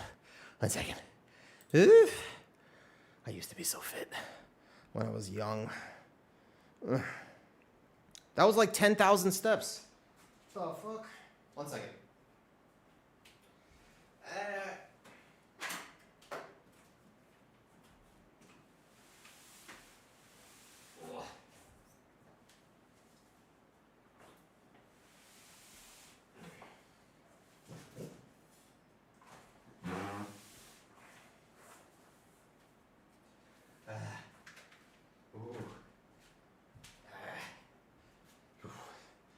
Yeah, man.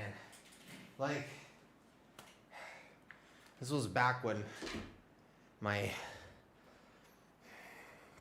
was still tight, when I was still chill, when I was the illest of the ill. Now I'm just ill. It's a big difference between those two things. 1 moment. Let me sit down. No, I'm not that fit right now.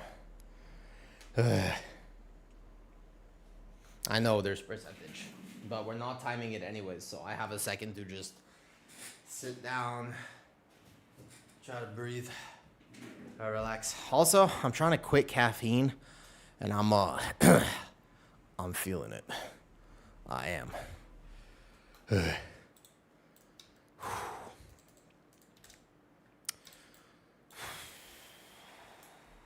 Right there is good. I made a prediction. I don't think that they're happy with how much damage and what the breakdown is. I think that they're going to try to force the Raze playstyle. That's what I think they're going to do. I think that's a shame. But I think that they're basically going to buff Raze very soon. And I think that it would actively be harmful for Guardian Druids. Because I just don't think... I think that's missing the mark on what the player base actually wants. There are some people who will greatly appreciate the fact that DOTC will be good. But most people will not like it. It is okay for tanks to have a niche. And Guardian Druid has one. Guardian Druid's niche is that it is the best, most beginner-friendly tank. It's easy to pick up. It allows you to gain confidence on the roll. And if they decide to make it so that the EC Thrash build is 5% damage less, that would be acceptable. That makes sense. If they decide to make it so that the way I am playing right now is 30% worse, that's not okay. But I have a feeling that they're gonna assume that this is bad. I'm using my kit. They solved the degenerate playstyle. Lunation has been nerfed. I am not spamming Moonfire. Like, it's okay. Like, I actually think that right now it's acceptable. This is not a bad version of Guardian. But it's very similar. I don't know if melds will be important because routes haven't been developed yet. Hard to say, Trunta. That one I can't answer because I don't... The one thing about me having taken a lot of time off recently is that I'm not familiar with what the Giga routes are. Bro, I got like 10,000 steps. Whew. Yeah. Okay. I didn't get to make my point intelligently whatsoever when it came to the raid loot earlier. I think that more people, far more people, interact with Mythic Plus than they do with raid. So if you have to raid, I think that's bad. And I'm pretty sure that most people would agree with me on that. Like, I don't think that's like a crazy thing to say. But you don't have to. You will just be a little bit behind. Quite behind. I accept that. But I also think that the game would be better if you set competitive goals for yourself instead of competitive goals compared to what everybody else tells you need to do. And an example of this is pretty simple. If you told yourself, I'm going to play off meta, my chances of invites are going to be lower. I'm probably not going to be able to get the 0.1% title or whatever it is. But I'm going to be really happy grinding my prop pally to 3,800. Pick an arbitrary number, make it challenging, or say Resil 20 is my goal. I think you would have more fun than if you fought and rerolled. Depends. It depends, though, right? Everybody's a little different on this. But I think you would have more fun playing the game on your terms versus playing it on Blizzard's terms, saying it's either 3,400 or it's the 4K. There are other ways to engage with this game and say, if I'm playing off meta, I might not be able to have as much access as I want, etc. But I can still enjoy it. Does that make sense? Did I say that right? I think setting individual goals that are more in line with how you engage with the game is very helpful. All right, technically 2%. Like, I think that would actually be just a good decision for people. 2 Punishers plus this. Yeah, Marksman is in that tough spot. Marksman had the Fury Warrior problem, Fever Dreams. This last season, Marksman had exactly that problem. This is probably the worst pack I could have pulled. This was a bad idea. Where is everyone? Uh-oh. I've made mistakes. All right, die. Oh, he just left anyways. That's okay. If you play with at least a few friends, I agree with that. I mean, Dorso-sama, what do you play? Fever Dreams, you're a marksman hunter? Bear meta no more. You don't like it, Rets? That's fair.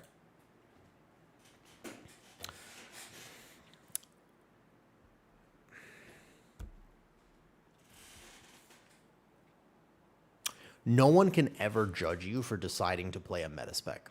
That, I will say. It is highly understandable why you would want to play meta. Genuinely. But the secret is this. I made a video. It is completely free. It is the most impactful advice that I could possibly give you for Mythic Plus.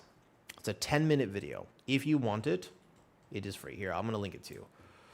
I will probably I'll make some version of this soon on YouTube, but for right now, it's on Patreon.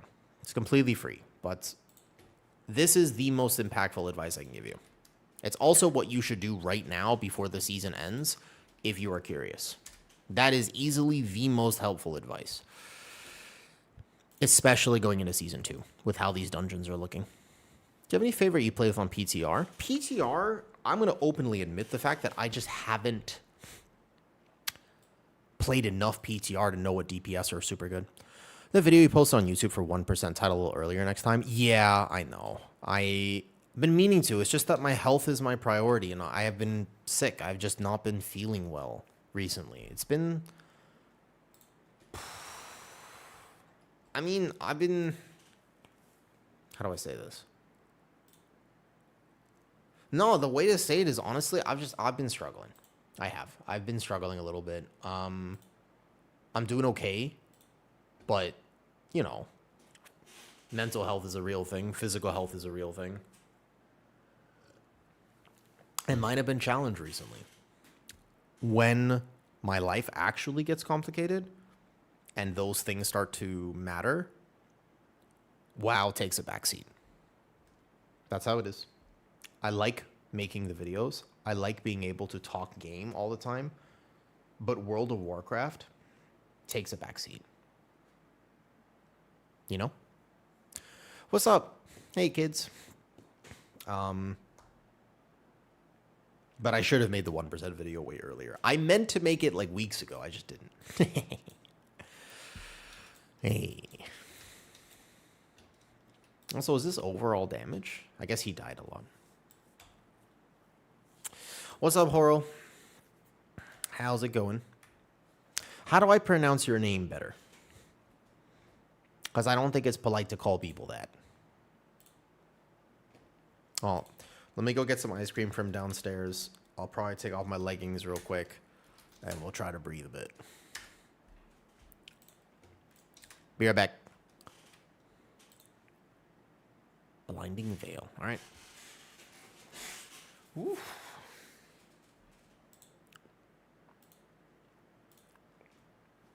It's like third boss. That doesn't count. There was imps.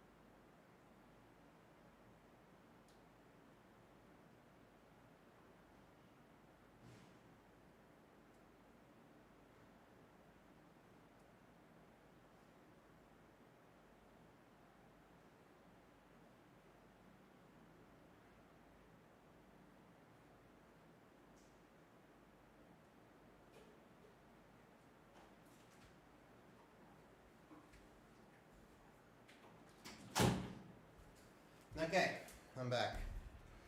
Well, I'm back, and I'm ready to rip some absolute takes about WoW. Kind of. Hello. So I finished your 21 Brazil. Oh, what's up, Arson's in here? But I can't get an invite even if I play Monk Healer. That'll carry offered runs. Yeah. I'm doing okay. Just managing my health a bit right now. I'm doing all right.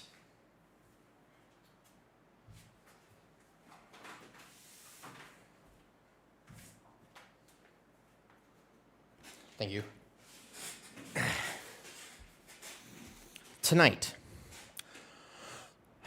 there is a podcast episode coming out specifically about what it means. There's a few topics covered. We talked about woman in World of Warcraft. We talked about what it means to be a casual and how I think a lot of what's wrong with WoW is the fact that we use casual very liberally. And I'm going to make a take.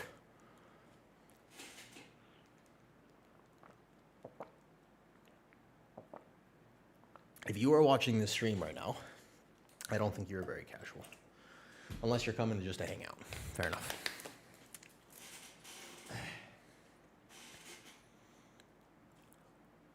But I have a question about that. BBQ Tran. Are you a casual? Dorsor Sama, if you're still here, are you a casual player? Would anybody here describe themselves as a casual?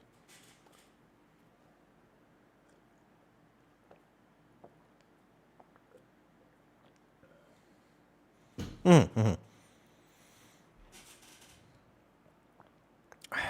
Okay. Great, we have some different answers. Bertations, you are not a casual. How much do you play? Hell, you think you're casual? Griggs, you think you're casual? How many hours do you play World of Warcraft right now? You're jumping on every night to do keys. If you jump on every night to do keys, is that casual? I play BM currently, started as a casual. Here's the thing.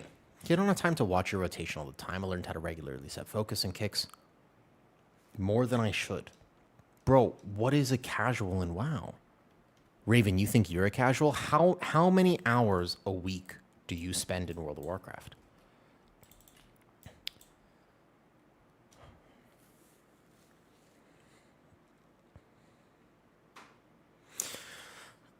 I think we have to update our definition of this, man.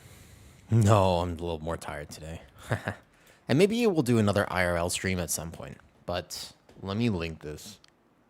3 hours-ish? Okay, so 3 hours is a little bit more like that. 2 hours a day. That makes me a casual. I think that casual should be replaced with passion. There are some people who log on, play some keys, never think about it again.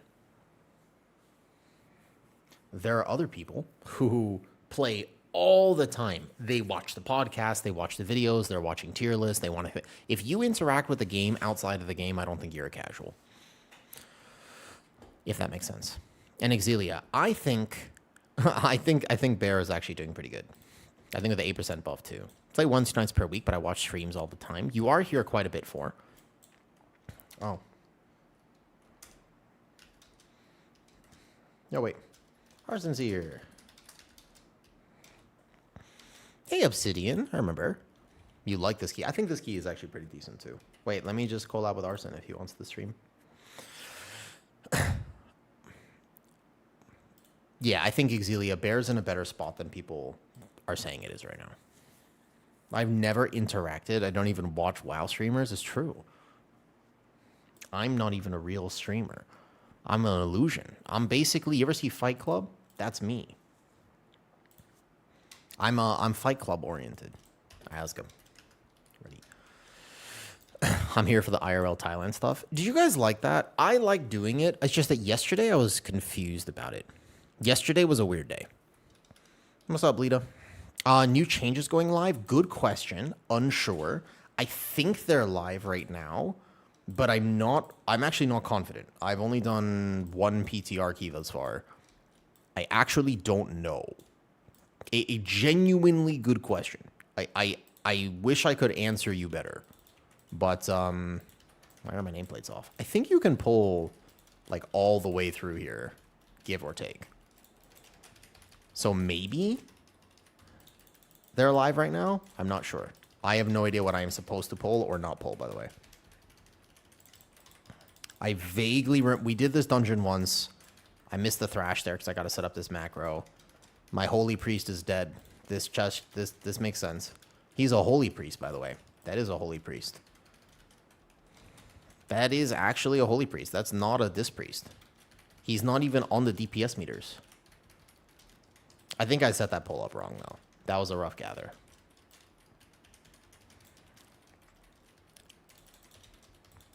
You love IRL streams, especially Thailand. I want to do more of them, but I'm just going to do them sparingly. I think I need to have a reason to go out. I'm the sort of person that if I don't actually have a mission, then I kind of don't know what I'm doing and I'm just wandering around. And I'm an inside type of guy. Repeating it since I think you missed it. I did miss it, sorry. I asked a good question because it's something I think we have to talk about.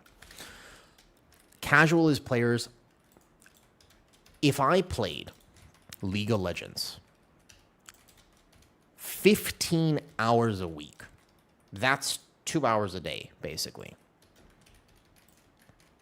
But I was only silver or gold. Am I a casual in League of Legends? So there are some people who will say, absolutely. Like, you're not ranked. Like, you are bad at this game. That means you're a casual. So casual then is just skill. They're replacing the word skill with casual. But I don't think that's a good way to measure passion in World of Warcraft. I think a much better definition is how much do you interact with this game and what does it mean to you? Because in the podcast episode coming out tonight, I talked to Gifo and Botanical. I called her Nicole, but her name is Botanical. Asking them about their experiences, both in Mythic Plus, but also, and this is a crazy thing to say, in competitive housing. But I do think that oftentimes the voices that we hear in the community is very much, well, to Liquid, I look like this, or to an MDI player, then casual is just 20 hours a week. Like, that's nothing. I play 20 hours a day type thing. And I think we have to get out of that mindset, if that makes sense. I think that the passion for WoW is very real, and it matters. Did I kind of say that right? I'm a little tired today. How does Resto... I think Resto Shaman is actually in a very commanding lead. I think Resto Shaman's really good right now. This is the first Holy Priest I've seen, to be fair. And I think that Holy Priest, as far as I understand, is still the worst healer. Surprisingly, Holy Paladin appears to be the best healer, based purely off of HPS. Sorry, Holy Paladin and Resto Shaman are the two healers that are in the lead. With Disc Priest, if they're able to meet HPS checks, being slightly behind. But I need to play more PTR to confirm. Also, you can't test based off of one dungeon. So if you watch this is the first Holy Priest I've seen. Not exactly, I don't know if he's done this before. Maybe he's learning it. Maybe Holy Priest is just bad. I have no idea. Hard to say. Oops, we ended up pulling this. I think it lacks a lot of damage too. That's why I'm not so certain that it's in a commanding lead, especially because if something is that ahead on HPS, they might nerf it. And if the HPS is what's carrying it right now, not the utility or the straight up damage or anything like that, we'll have to see. You can get okay damage, but group buffs are so impactful, man. Like this Resto Shaman, sorry, not this Resto Shaman. He's not Resto. But when Vicious plays Resto Shaman, him hitting Sky Fury is like 30, 40k with the right comp. If I'm a Resto Druid and I hit Mark of the Wild, that's like 20k, 25k DBS just by one click. It's so much damage. So HPAL has to be doing double, not double, but a lot more damage. It's the same problem with Presevoker. Presevoker has other problems too, but It is a factor to consider. Okay, so I think I pull this guy down. Let me fight this all together here. But bear is looking fine. I'm basically just sustaining myself and chilling. I feel very tanky at this key level.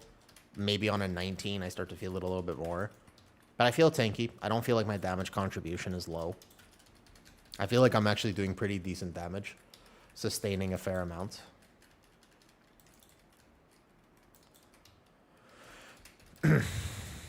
Hey, Con. Thank you for saying hi earlier. And yesterday. I think, Roll, that's my prediction. If I was going to make a prediction right now and you wanted a prediction, knowing that it's not with the full information, I'm pretty sure that I could rank tanks. Pretty solid on the tanks. I could rank tanks. But one thing I would say that I would rank a little differently, especially after the last round of buffs, is that there's a potential if DPS get their tuning right that you actually see several tanks being played. You might have a Prot Warrior comp. You might have a Brewmaster comp. You might actually have different comps that value the group buffs. I think that that would be really cool. Now, eventually things funnel at the highest level because a plus 25 is very different than a plus 20 or plus 21. But that's my thought process right now. If I had to make a prediction, it would be something like this. That you would actually see Prot Warrior being played in comps that really want Prot Warrior. If I had to rank it, official prediction, Blood DK, in the S plus tier, yeah, you've got Blood DK, and then right below that, you have Guardian, Warrior, and Pally. They're all in the same tier. They'd be A tier, as an example. And then you have Brewmaster and VDH being right below that, in B tier. That's where I would rank the tanks, I think, currently. With the knowledge that a comp that benefits from Mystic Touch, it's because these dungeons aren't challenging you that much on tanks. Like, Blood DK will have no problem living. The check for Blood DK doesn't even exist right now until a very high key level. But the keys are not going to be like that next season. I think it's mostly the dungeon pool that really gives it that, but also they have just Giga buffed it. Like, it's significantly tankier than it was. I mean, it's much tankier than it was before. But the fact, dude, the Apex bug is... Bro, do you know about that? They nerfed Sand Lane. They didn't nerf Blood DK. If they wanted to nuke Blood DK, they would have in this last patch. They nerfed Sand Lane. Yeah. Dude, how does that... That's like a Dawnbreaker level of bug. I mean, that's really bad. So if you're not familiar, Blood DK has had their Apex talent this entire season, and it's supposed to give them a damage reduction per weapon. But actually, it was coded somehow to make them take increased damage. Not reduce the damage, but increase the damage that they take. So they're casually walking around. They're like 10, 20% tankier than they were, especially with some of the other buffs. And with the health scaling changes too, Death Strike functions better like that.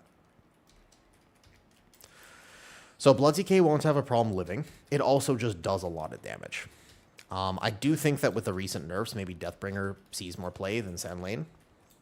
But I like Deathbringer more anyways. Yeah, but you gotta remember that Blood DK has to be doing like 100... It has to be doing 15% more to even be considered being played. I just think that a lot of the checks that have previously existed for Blood DK currently will not exist.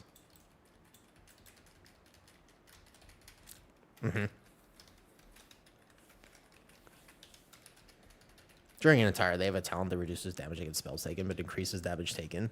I didn't know that the Shaman had that too, but it is crazy that that stuff exists. Okay, so we go... Where do we go now? Down the bridge, this way. I think you're supposed to pull all of this here. I need to figure out who you want to main for raid.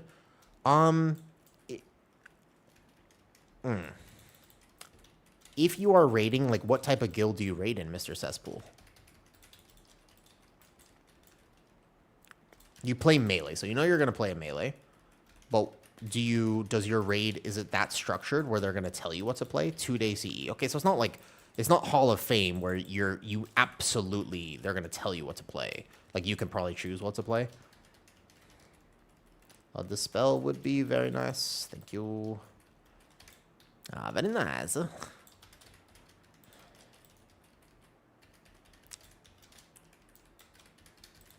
We did.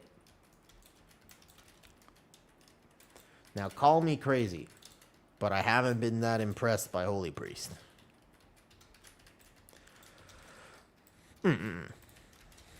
I mean, melee and raid does tend to just be group buff. Like, if you don't have a warrior, then they'll want you to play warrior. If you don't have a monk, you'll have to play Windwalker. That's unlikely, but in general, they're going to want you to play whatever the group buff is needed. Well, there are some good Holy Priests out there. There are some good ones.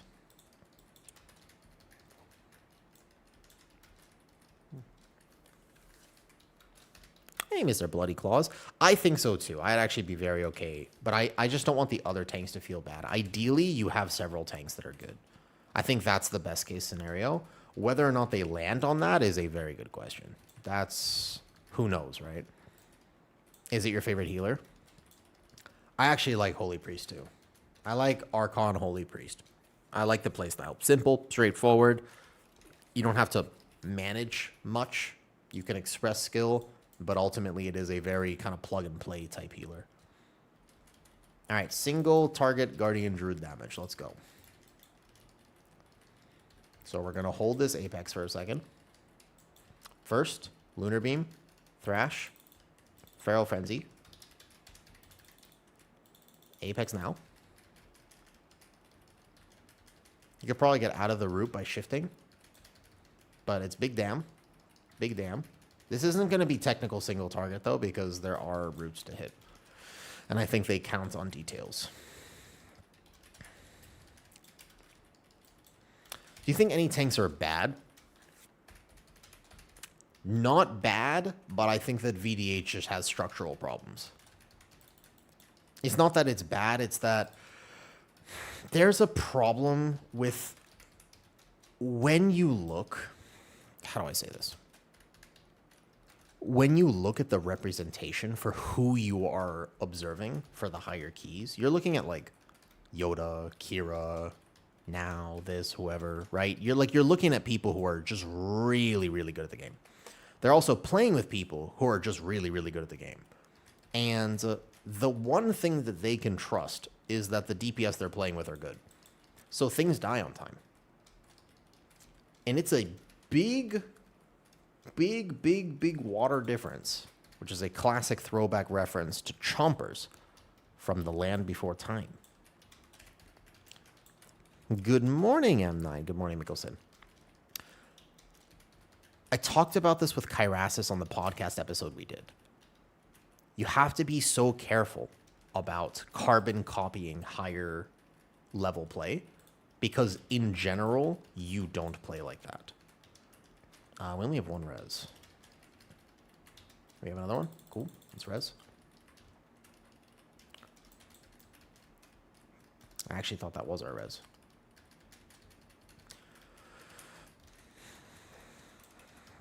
I think that the Archon is more fun personally, but it is a preference. I'll get rooted here, and then I could just shapeshift out of the root now. Oh, no, I wasted my Feral Frenzy. Wait, did I not shapeshift, or was that just lag? Oh, man. Rest in peace, my single target damage. Yeah, so even comparing overall damage, I'm going to make a whole video about this soon. I've decided that one is going to be a necessary video, M9, because people, yeah. How fast bosses die, how quickly prio targets die, how long AoE pulls live. Like, there are so many, how well you can pull around your own cooldowns. There are so many factors that go into overall damage. And it is just heavily misunderstood. People will look at overall and not realize that if we spend X amounts of time on this boss, my overall will get dragged down. Like, if my overall is at 200k right now, but because of this, you know? Not a lazy day. No. It's mostly about when you have a tank that doesn't have full defensive coverage. like VDH or Prop Pally, they can make it work, but it's going to be much harder for you to make work in an average pug. That's the issue with the tank like Prop Pally or VDH. That's why I think it has a structural problem. Does that make sense? Where if the pull is going to require you to cycle perfectly, that implies you know how long it's going to live. If you don't know how long a pull is going to live, there are certain tanks that are just better at that scenario. There are certain pulls you just can't do if you don't actually trust your DPS.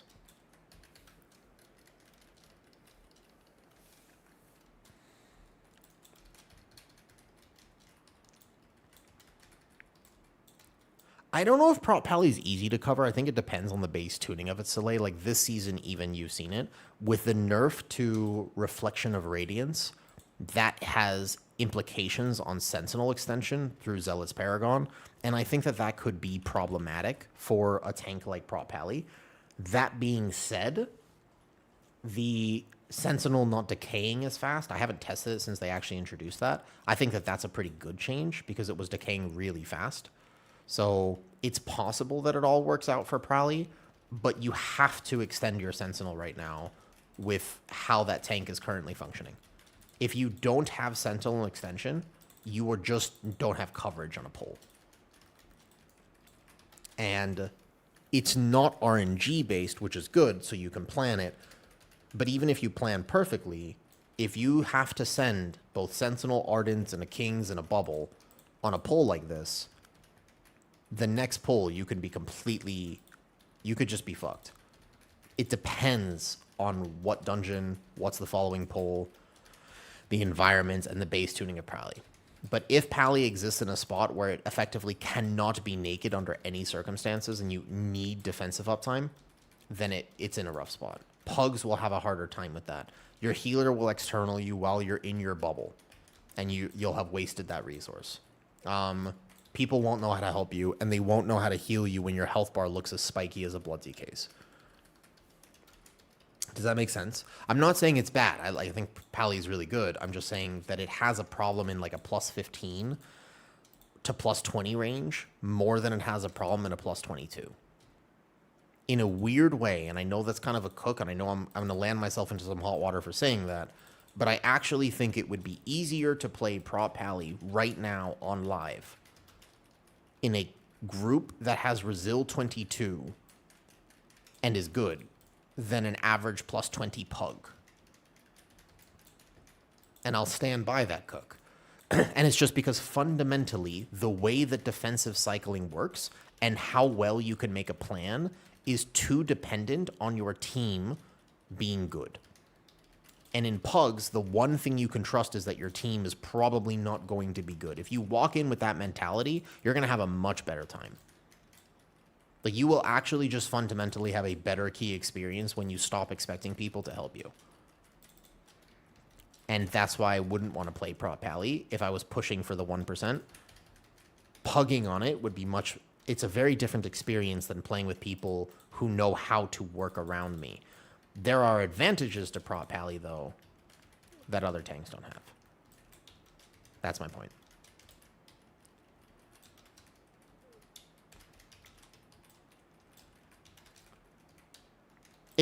We're talking pugging right now. We're not talking about, like, if you have a coordinated team, like, it's a little bit different because you can make Pally work. You just have to make a plan with your defenses. Not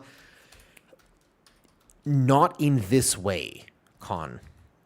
It's kind of like, say, like, you play Resto Shaman, yeah? Do you play all the healers? It's a very easy way to explain this. Do you play, how many healers do you actually play? Or just Resto Shaman? I'm not saying Pally is obviously, especially if it's tuned a little higher than it is right now, the best pug tank. But it's not to say that it's without its problems. You play all but Prez. Okay, I was going to use Prez as an example. Okay, what about Holy Priest? Whoops, we're all dead. White hits here or busters? White hits. And also, pull lasting.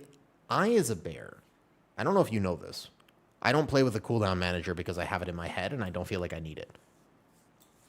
You know that I, as a bear, have 100% coverage on... How do I say this? Basically, I have kings up like 100% of the pool. That's about the way to say that. It would be like saying that I have Guardian of Ancient Kings like not 90%, not 80%, like 100%. Yes, Mangle and Swiper are back over here though. Ah, we lost Arson. Oh, the warrior. We lost the warrior. Was that a Holy Priest problem? I actually don't know.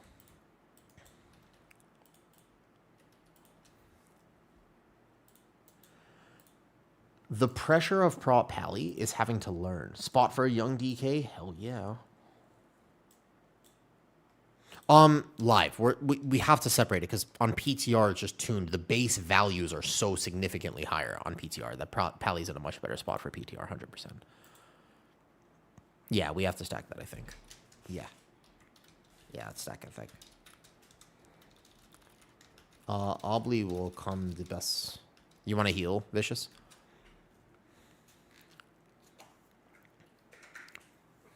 But it's also important, and I guess the reason I'm saying it, let's clarify.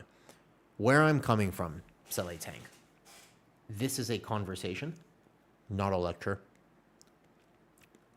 Not a lecture. And it's because as much as I am passionate about the game, there are people with different opinions, and those people are very valid, very fair. For example,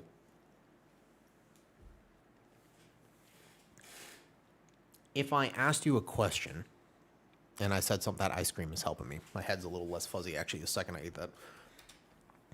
If I asked you a question, I just said,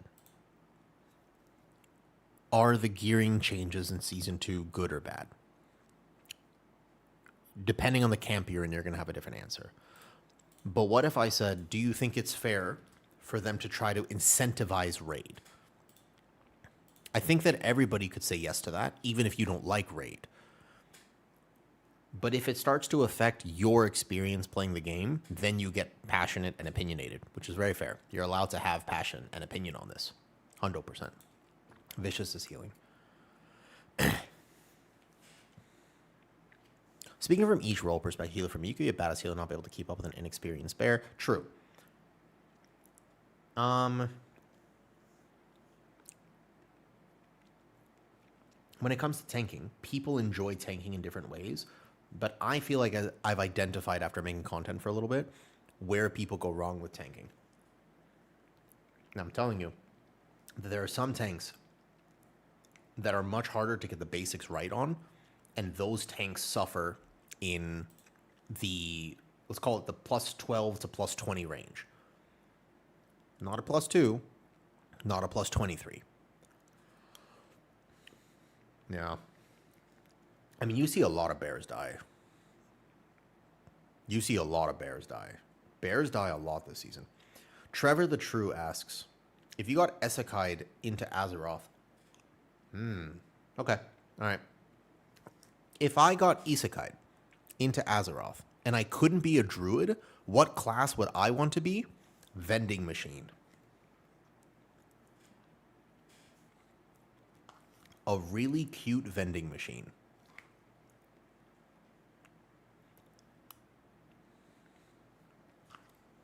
That's the one.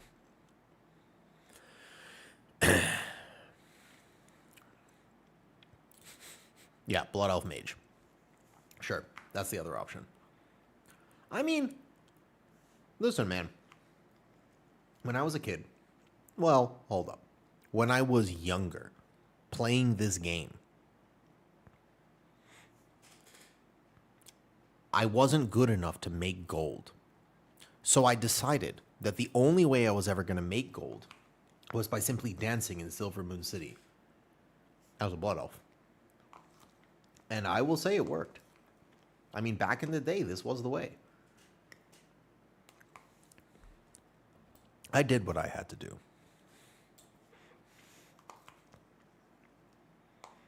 Wait, who, Andy?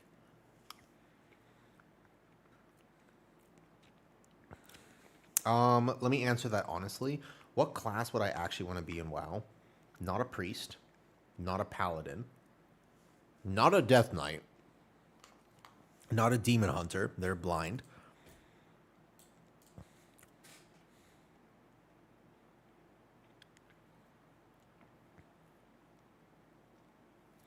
Mage is all right. I could see mage. Shaman, I think shaman is probably a really good option. These just seem like they're really happy, like they're in tune with nature. I feel like a Tauren shaman is a really solid choice for this. But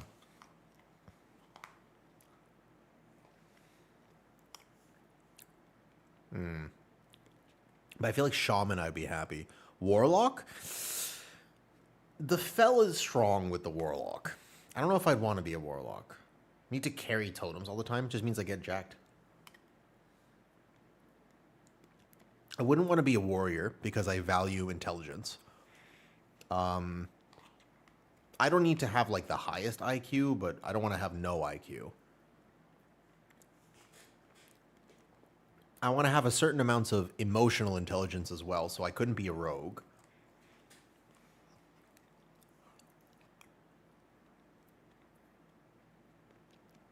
Tauren shaman.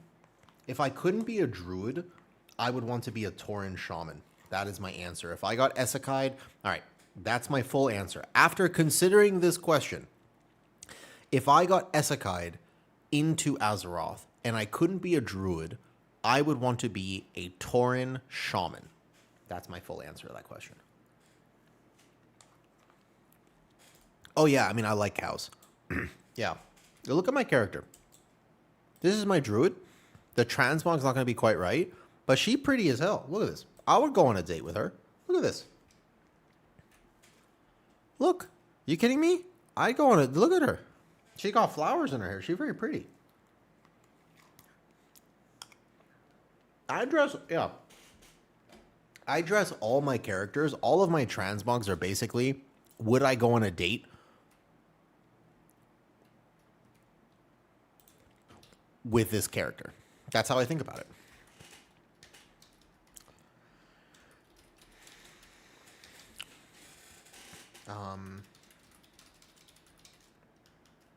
YOLOing. That's why my paladin is a very nice female dwarf.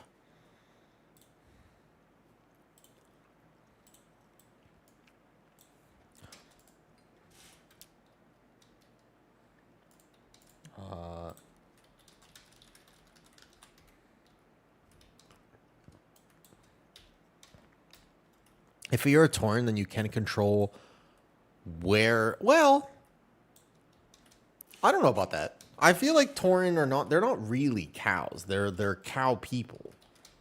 It's 2026, TH. You can't say that. You can't lump them in like this. They're more than just cows. They have feelings.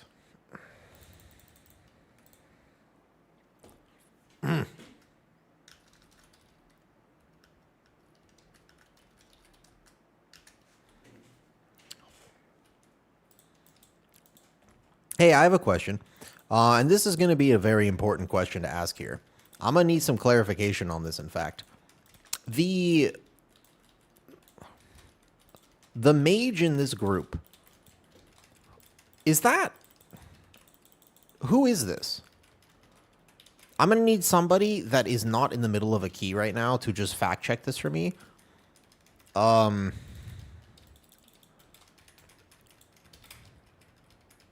It's Andy Magician, but just out of curiosity.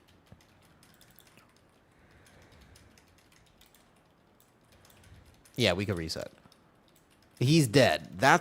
We are learning that. We are learning that, at the very least, yes. And I can reset my meters too, so we can actually get a proper, accurate indication. That's not actually Andy, right? Why do I feel like I recognize the name? There isn't an Andy Magician. No, it's his PTR character. I feel like I've played with him. I just don't know if that's actually... That's not Andy Brew, is it?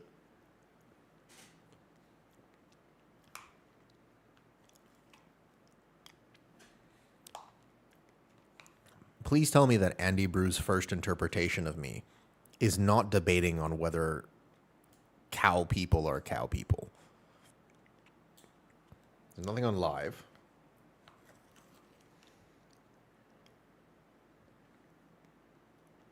The EU PTR is the exact same as the NA PTR. You can play EU to NA to China regions. The PTR is one region. I see. I need to reset the key. I'm the lead. No, never give me lead. Control right click.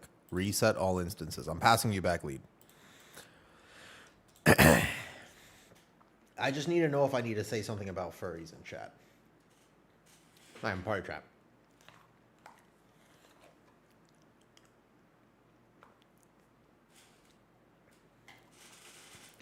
I excel at first impressions. Okay. You know how I started a podcast? Are you aware of this? I don't think it's him.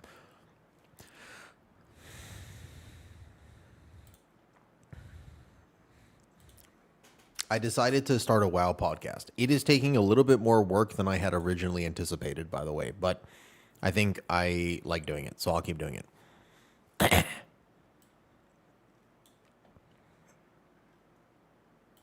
I wasn't sure if I should add the first two mobs into that. He would have a first impression for sure, though. 1 second. Also, Andy, like the Andy? I'm just going to ask him. Why don't I just ask him? We're having a debate on stream. We're having a debate about this. Why don't we just ask him? I have no social shame. What am I doing? Why do I have to beat around the bush? Bro, I just ask. Literally just ask him. You just ask, is he the Andy? He didn't say anything. Now it's awkward. The one from Toy Story? God damn it. That's not confirmation. I have received zero confirmation about this, god damn it. This didn't help. I thought we were going to get somewhere here, but we didn't get anywhere.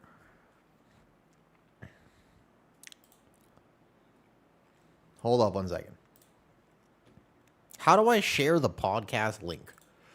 There's a new podcast coming out tonight. That's all. Copy link address. All right, I'm sharing it here. Boom. He could be from Toy Story. It's a good point.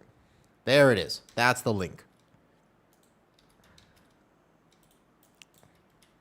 All right, I'm closing party chat before this gets out of hand. I've never seen Russian names in PTR. I've seen a few. But yeah, PTR is one server. It's actually one of the coolest things about PTR gaming is that you get to play with people who you ordinarily wouldn't get to play with. You can play with EU people and whatnot. Okay, the ice cream woke me up. This is kind of nice. All right, so let's go here. Better people. Statistically speaking, you're not incorrect. All right, so let's just pull this, and then I think this is a better gather, just because of how long it takes me to get the other two mobs.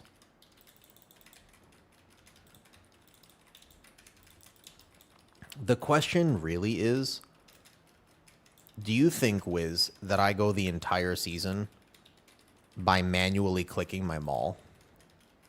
Or do you think eventually I keybind it? This is an important question. Because currently to activate my Apex talent, I'm manually clicking it right now. I think you pull this with pull 2. I think this is pull 2 here. You go Apex, Arson had aggro on these first two. I think that I think I have a macro for it as well, Loot Fever. I'm pretty sure it's a macro sequence with Thrash, so you don't miss the Thrash. You can basically Thrash, Maul, Thrash when it procs. Okay, I'm pretty sure I want to chain this guy in because he's just super high health prio target, and you want funnel for him. So we're going to go here now, and then you could probably grab the sides there too. I don't know about... Pretty sure those mobs would be fine to add to this. This is not, I'm not in too much danger. Like, eventually I will be, but I'm not, it's not too bad right now. A lot of these flowers do kind of kill me. SI. I don't actually try to rage bait people. I just play however I play. I don't do things for rage bait. That's not really my personality. Hey, these flowers hurt.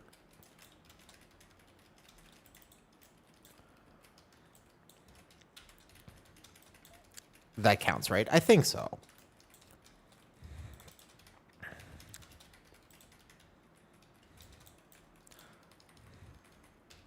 I think Moo, the 8% for Guardian Druid was almost unnecessary because Guardian Druid was already in an okay spot.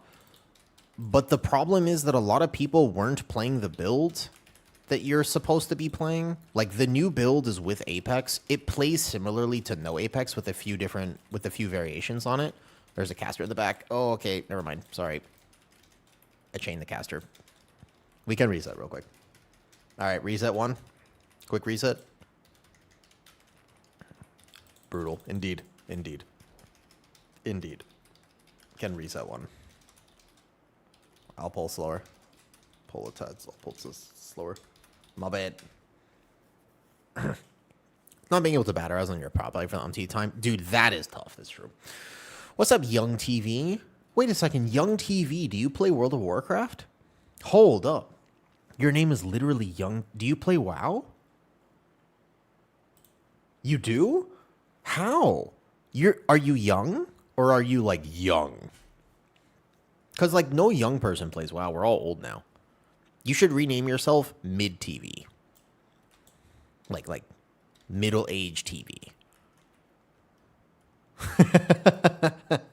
I'm sorry for using your name as a joke. Would a young person have TV in the name? That's also true. I agree with that. That also makes sense. Midlife crisis TV. Just because you were a boomer doesn't... I'm going to argue that no one here is a young buck. Best case scenario, a quarter-age doe.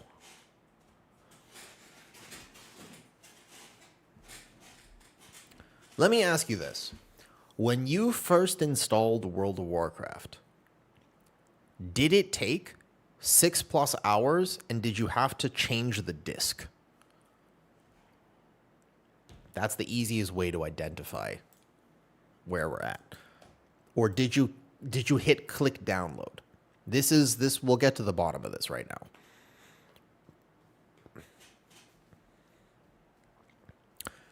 You still have them. That's actually a flex. I do not have my original discs. Oh my god, wait a second. Bro, it's been a while since I played WoW. Have I been testing this entire day with no flask? Wait. Oh. I should socket my gear as well. I think at this point, I should probably just put sockets in the gear. Do I have enchants on? Yeah, okay, I have enchants. That's good. I had no flask on this whole time. I still thought I was doing good, too. Almost 2 quarters. Now, it also takes 6+ hours without changing a disc. Damn. Hi, Falsight. Long time no see, indeed. Keep the testing consistent. 2/4 is not an age. Falsight. Do you think that young people still play WoW? Anyways, Young TV, hello. You asked me a question, not you, but somebody else asked me a question about the Guardian Druid. Let me answer. I think that Guardian Druid is actually doing a lot better than a lot of people are giving them credit for in the initial tier listing of specs, you know? Many people were testing the no Apex variety, and I do think that that is the wrong build to test with. I think that Guardian is actually doing pretty decently right now. Maybe not the best. There are aspects to it that I think are problematic, but it has nothing to do, really, with tuning. This 8%, if anything, I'm worried they get nerfed again because of it. And I messed that up. I could have done more damage there. You have to go to the Northern Barrens just to queue for Warsong Gulch. Oh, that's too far. Damn. Damn. That's very far. That is some ancient wisdom far, actually. Yo, what's up, Johannes? Thank you for the sub on YouTube. I see that. I put, by the way, for what it's worth, people tell me, somebody told me yesterday, Wiz, I actually got a message, and they were like, I didn't know you had a Patreon. Do you have extra videos on there? Because I shared the one thing in Discord. And they were like, wait, are there extra videos on here? And I was like, yeah, there's like 50 videos on there. No, I got a DM for it, too. And I was like, oh, do I just do a really bad job with sharing the fact that I actually work pretty hard on extra content? There's a lot of content on both Patreon and YouTube members for those that want it. A lot of it is free if you do not currently have the funds to support. That is A-okay and makes perfect sense. But just saying, there is actually like a ton of additional content. There's like 2 different Guardian Druid rotation guides already for Season 2. There's a brief look, like a first 10-minute pressure look for what VDH will do, how Prop Pally will play, a little bit of Prop Warrior, an interesting video about Blood ZK, which is not exactly a guide, but more of a first look type thing, and what you'll be considering. I work pretty hard at that because that is how I support the content creation stuff. You don't, like, that's where the time goes, if that makes sense. Fallsight just subscribed. Yo, thank you.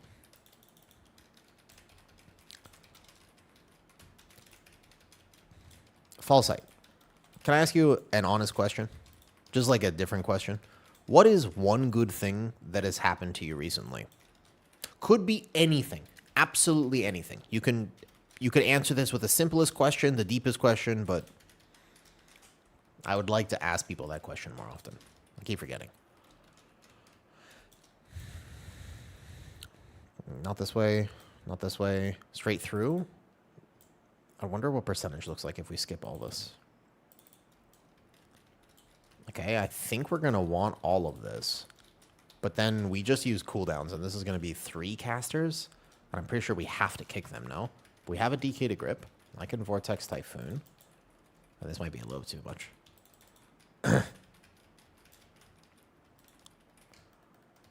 In-cap roar.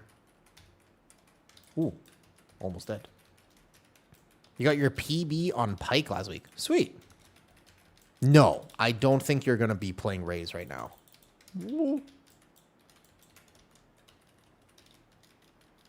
Can I live? A lot of stacks here.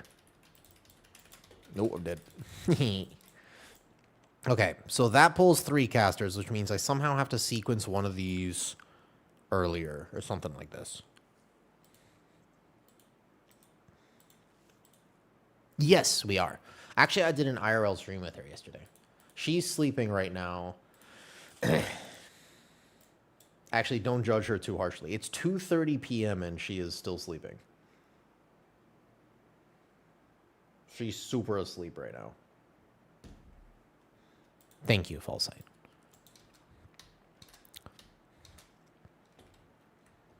That's a good question.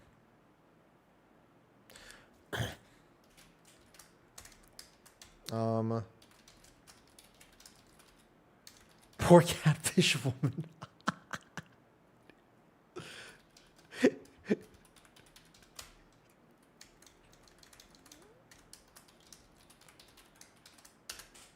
I remember sleep.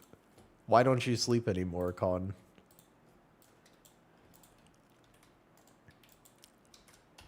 I'll keep testing a little. What time is it right now?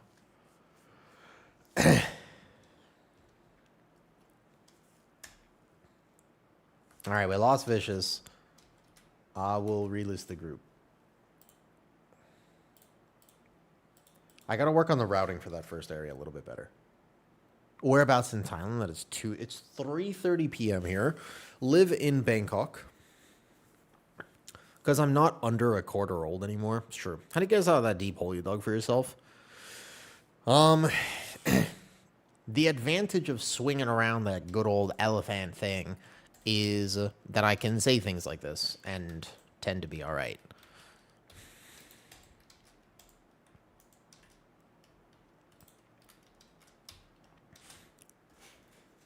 Are you still playing no Apex Alloons in PTR? No. Oh, we lost Arson too. All right, Ollie, just you and me. I'll do a bit more. Okay, I might be streaming tomorrow. I'm still going to make sure I take enough time off.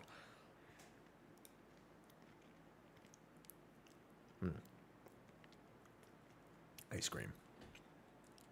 Devour Demon Hunter. Oops, I missed him. Where are you from, Mr. BBQ? So, I think that Alloons is still better than DOTC.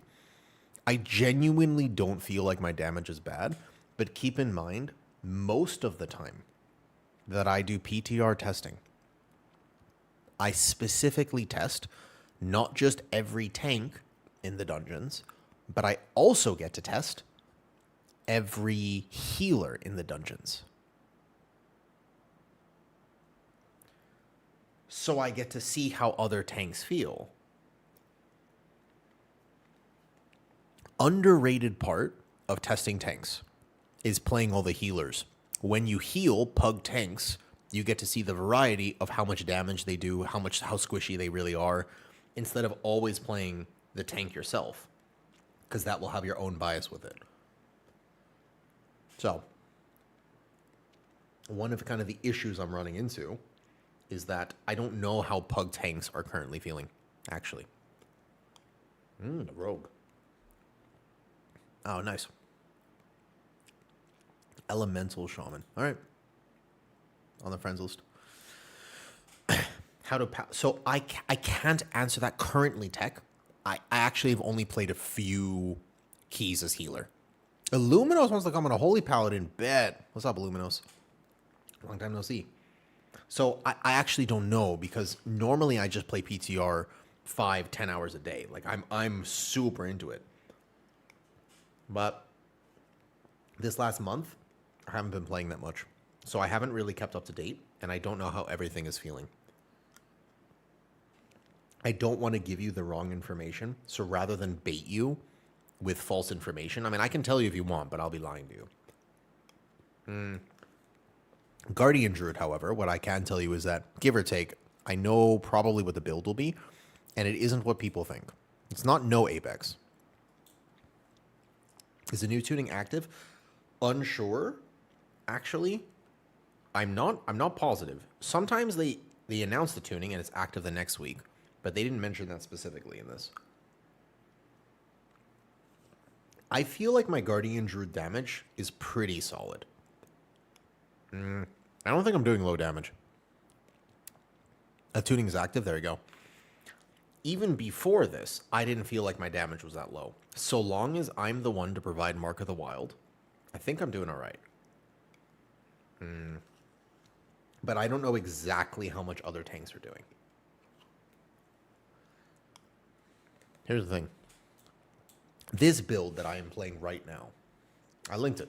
You can always find basically whatever build I decide to test. It's always linked in Discord if you want access to it. It's just there. Anyways, Fall Sight, good to see you. I hope you're doing well. I'm excited to make more content and play a little bit more going into next season.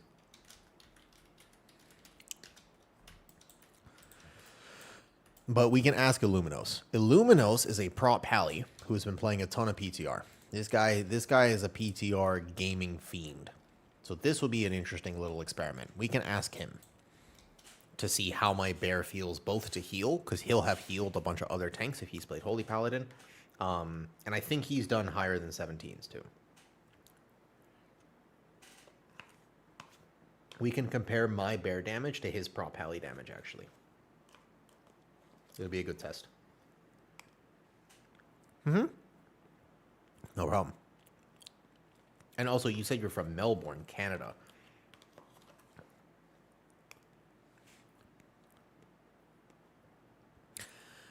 What's your thoughts on this?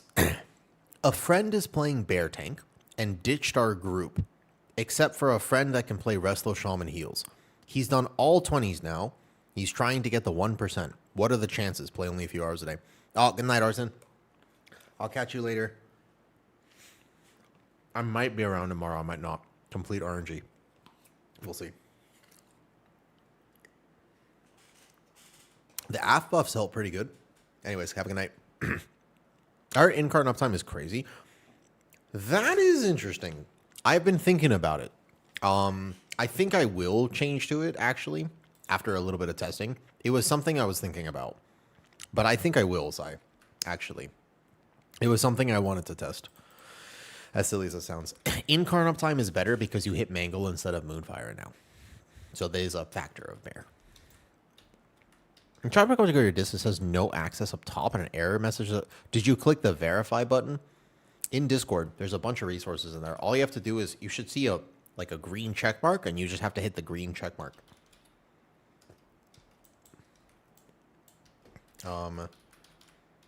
Illuminos. No. Like a tiny bit, but you're flooded with rage right now. Rage is not a problem. Let me know route and stuff. I'm learning still. Can ping.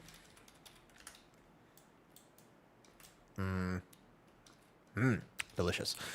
So a lot of the top Guardian Druid keys. Oh, okay. Okay, all right, let's try it.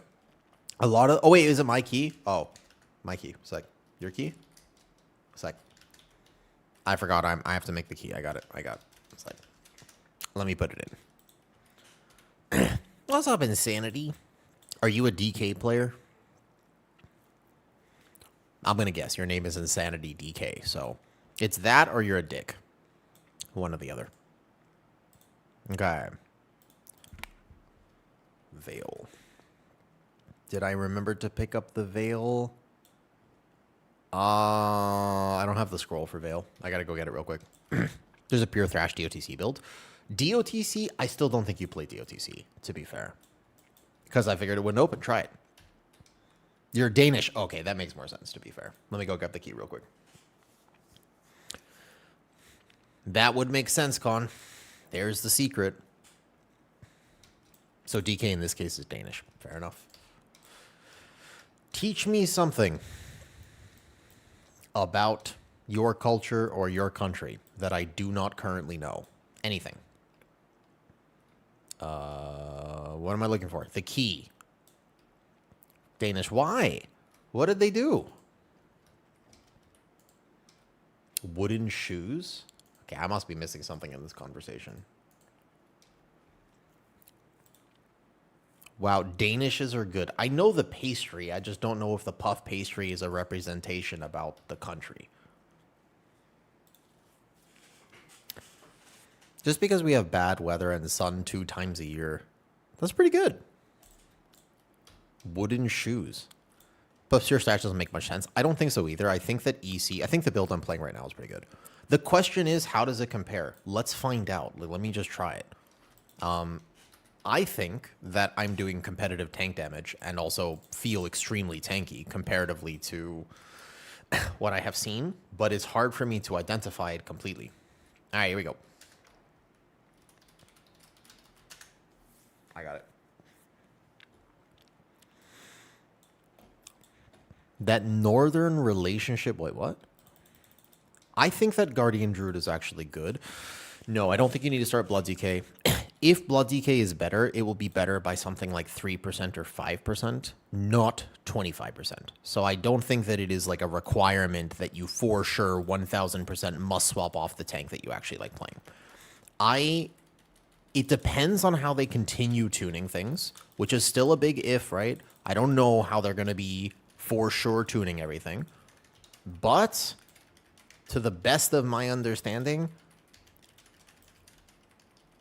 you might actually be able to play different tanks in different comps, which I think would be kind of cool, to be honest. Like, I think that would actually be really awesome. I think that that's kind of the right tuning metric to have, right? You can see, though, it's not like my damage is low, and my single target is pretty decent. I just think that a lot of Guardian Druids, for some reason, have been playing a kind of a weird build. They've been playing the no Apex build, even though that's not what we currently play. Like, the no Apex is not going to be doing a lot of damage at all. But the rumors that Guardian Druid doesn't do damage, I've been confused by it. Because I'm actually like, wait, where does this come from? Here is where you feel the Lunation nerf. Because this pull does a fair bit of tank damage. And I'm going to need to actually use some utility. to make sure I don't die. Because these flower dots, they hurt. I'm not getting a dispel. Could really use a dispel. Gonna need the double SI then. Yeah, I genuinely feel like there might be some sandbagging going on. Yeah. I mean, I've made that take a bunch, Wiz. It's been the YouTube short from today, the video yesterday about the tank tier list and stuff. Like, I think that it absolutely will get gutted. The question is, and here's the big if you're a tank player, I think that this is the most valuable thing I can add to the conversation. All right, we should pull this guy up, right? I think this is how I need to pace it. I actually need to go pull this into this if we're doing it this way. I think that's the way you do this. Like this, and then I kick this. And you just chain this guy. Yeah, that seems right. Okay. You guys want to know the actual, like, secret to tank tuning? It's something that I've just never heard anybody talk about. I think, actually, that's not true. Dorky made a video about it a while ago. He didn't quite mention the full point, but people have forgotten. That's right. Actually, Dorky is the only one I've ever seen make a video properly about this. They will let a tank be brutally better in keys. Because they don't tune off of keys. They tune off of raid.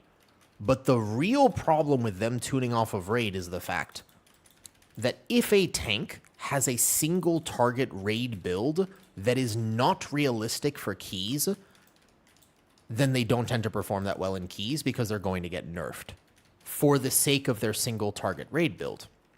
And the question that I would have that I do not know the answer to is each of the tanks, how many different talents are there in their raid build versus their key build?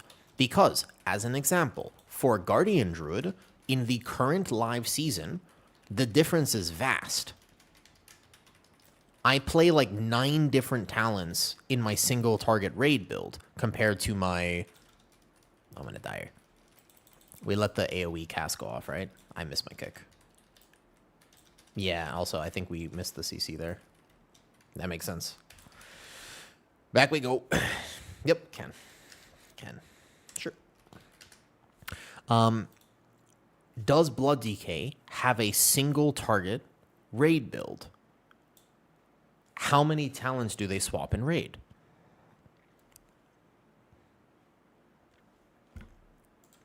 What about VDH? What about Brewmaster? I know that when I was playing Brewmaster this last season, I would play some random shit because it gave me 1% more damage. And you can do that in raid. If there is a raid build, which is not practical, the tank will get nerfed based on that log. Famously, there are many APLs, like Blood DK not using Purgatory in raid. And Guardian Druid doesn't like basically play 0 Iron Fur. So those are important things to consider when it comes to the tank meta. It's does your spec have a 7 different talent setup in raid?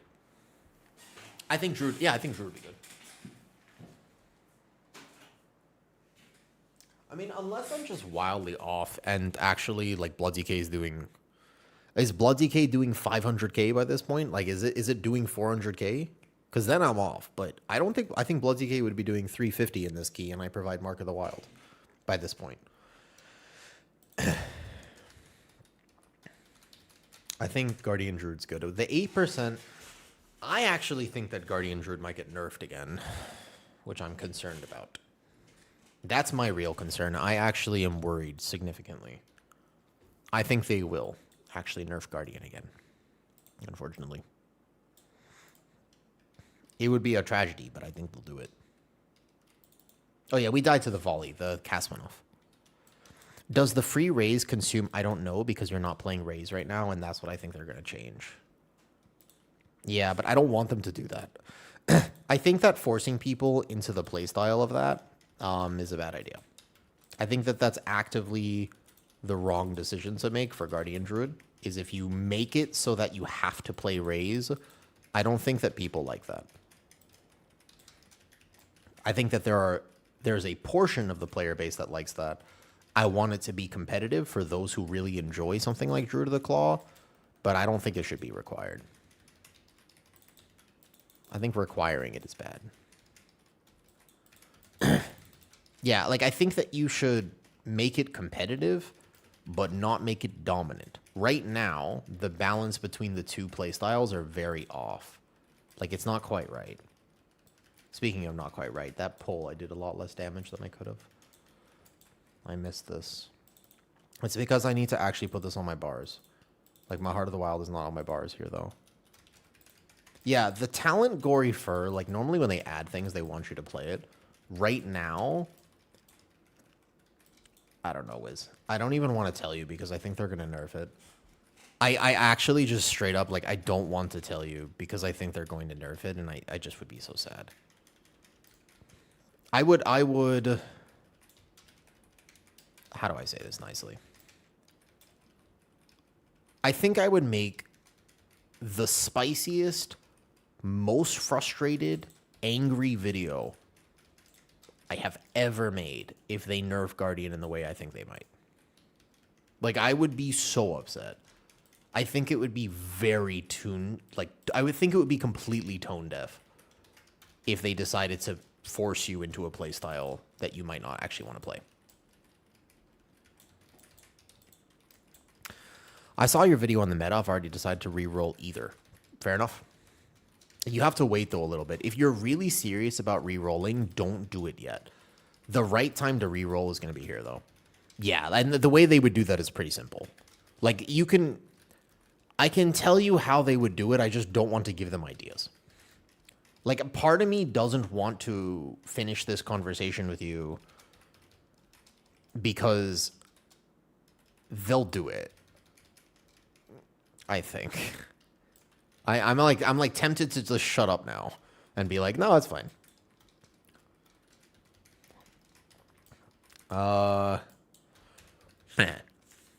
What's up, Yugi Dog? Yugi Dog. I'm a warrior. DPS. Yeah, what's up? 3.5. Considering starting tanking this season. I love the class fantasy. Don't see myself playing any other tank. Is it a good choice for beginner? Prot warrior? I think Prot warrior... Rotationally, if you play Thane, it's pretty straightforward and simple to pick up tanking. But the skill of tanking is very important.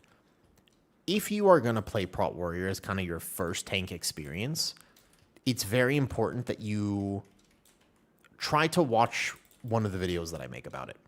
I honestly think that'll be the biggest bang for your buck because positioning, gathering, and the actual skill is more impactful. Is that guy, is he aggroed or not? I don't think he's aggroed right now. But he's moving, and I'm panicking a little. Does Pally feel 9-day when it comes? No. I think that Guardian Druid feels tankier, but I might just be better at it. What about Arms, though? So Arms is good. Like, Arms is currently one of the best DPS on PTR. They have just nerfed it, so I don't know if it'll maintain that status.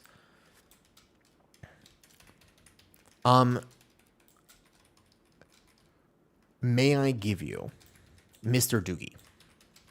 I don't know if that's actually how I pronounce her name. May I give you an actual recommendation?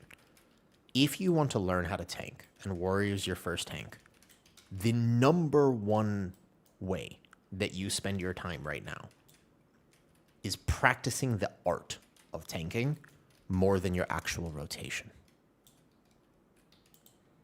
Okay.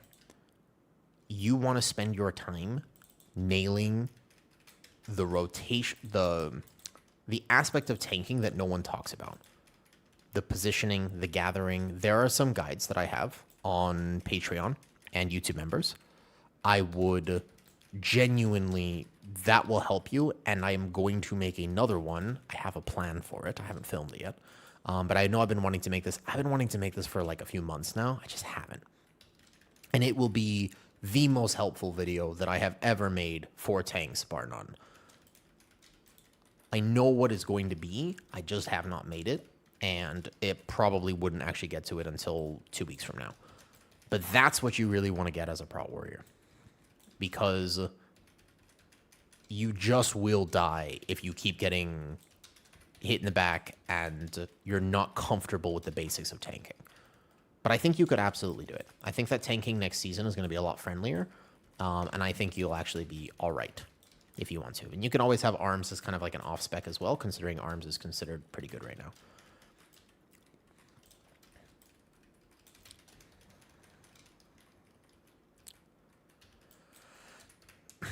What do I think are the meta tanks are? So, meta tanks right now, and then also, I see you there, Johannes. Let me ask you a question. Oh, no. Shotgun Man 2 separate. No. There's no way you would do that. I wouldn't do that. And I'm an altaholic. Okay, hold up. Wait. Johannes. Can I answer that in a second? Give me a second, Shoni. I'll tell you what I think the meta tanks are. I think there are 4 contenders right now. And it's a conversation instead of just a statement. Okay. Let me read the question first. I think that is a crazy recommendation. There is no way that is correct. All right. So, on YouTube, Johannes said, question as a normal person. Shaw recommended having 2 separate characters for different specs. For example, one warrior is arms and one warrior is prot. Do you think that's actually recommended for normal people to have 2 of the same spec for the sake of optimization? Absolutely not. Unless you love doing it. Like, if you love it, like, there are some people who just have 17 druids, and that is their thing. They love it. It's their absolute favorite. No regret whatsoever. Great for them. But for a normal gamer, absolutely not. Play one character, because right now it is the friendliest it has ever been to simply get the other trinket that you might need. It's not complicated. All you have to do is loot a different trinket and a different weapon. And the truth is that although it might be a 1% DPS loss, if you use a heroic weapon from keys, which you can farm infinitely, you can play your spec. You just off-spec it. If your stats are like a little bit off, you just off-spec it. Like, it's okay. If I, for example, play Guardian Druid, I can also swap to Resto Druid at any point. It means I need max 2 different trinkets. And on top of 2 different trinkets, I need a weapon. The weapon will not be mythic item level simply because I will have geared for prot. Oh, come a little closer. I see. Sorry, I got it. The melee range. Understood. So the weapon is the biggest difference, but if you just play one weapon is crafted mythic or just a mythic weapon and the other one is effectively just a random hero weapon, absolutely that's fine. I would play Resto like that up to a very reasonable key level. I couldn't stand gearing another character, having to raid on that character, having to think about looting the trinket on that. There's no way I would ever play 2 druids. I would just play one of the class and then accept the fact that I might have 1 to 2%, 5% at the most performance loss on specs that are off specs. Does that make sense? I mean, I don't know. I've been saying for a while that Bear did not need the damage buffs, and if you take a look at the current segment on this 3-target encounter, I'm kind of slamming this boss. Like, I don't think that Bear needed the damage buffs. I thought we were fine. It's just that no one was playing the right build. But you can see here that I'm doing kind of a lot of damage. Maybe not a lot, but I am a DPS right now. These guys have shared health. If we take a look at these DPS meters, this is... I'm just saying, take a look at the DPS meters right here, and you will notice that I am doing a pretty substantial amount of damage. It's just that people haven't been playing the right build for a while. I don't think we needed the 8%, and I'm pretty sure we're going to get nerfed again because of it. I think this is suspicious.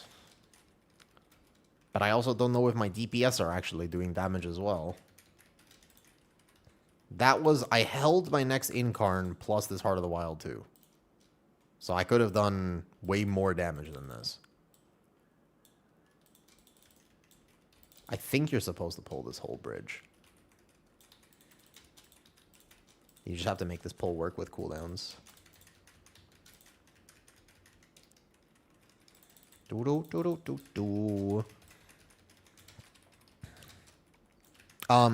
Anyways. Yeah, I feel as though more people would have a better time in World of Warcraft if they realize that taking yourself from the kind of 0 to 90% threshold is such a significantly better use of your time than trying to go from 90 to 100. Make sure you have the basics down and you get the most bang for your buck in terms of your effort and playtime before you start trying to min-max to the degree of getting to a rank 1 parse.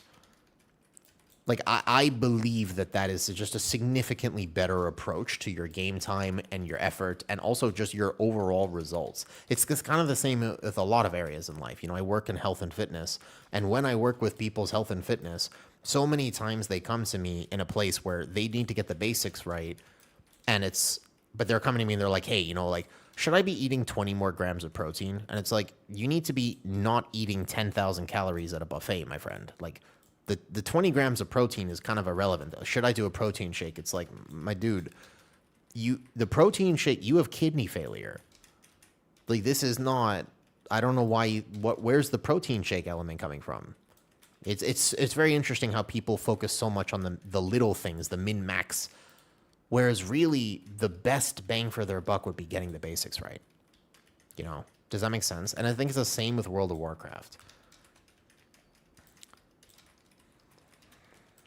I do think that the tuning is live. I would think that the tuning is live right now. So we hold that Apex for a second until I actually get this Lunar Beam down. Then I want a Feral Frenzy on it. Although technically for pad AoE, I should have just done this here. Doing okay, Sleeping. Thanks for asking. How are you today? Gory for procs approximately the same amount as Ravish. Gory for procs a lot, but the global of Raise, I just don't think you have to get Killing Blow to make it worth it. And you have pretty limited talents for Guardian Druid down below. So, Sai, I don't think you're going to end up playing through it unless they decide to buff it. And that's what they would do. Like, I'll call it right now. I just don't want them to do it. I still think it's a bad idea. If you're listening to this, Blizzard, please let me state my case for why this is a bad idea. I promise you, it will have a net negative effect. It won't work. But what I think they're going to do for Guardian is probably they just do a thing where they're going to nerf Thrash damage by like 25% and buff Raise. Like, that's what they would do. You can't shapeshift out of this route. I was just experimenting with that. There it is. It just has like a weird delay, so I can. Oh, maybe it wasn't clicking it right before. You show your current... Yeah, it's just Discord, Jester. You can find everything. It just go to... I keep track of most things that I test in Discord. If you go to Midnight Tank Builds, it'll be there. And I'll try to make a section for Season 2 soon as I continue testing.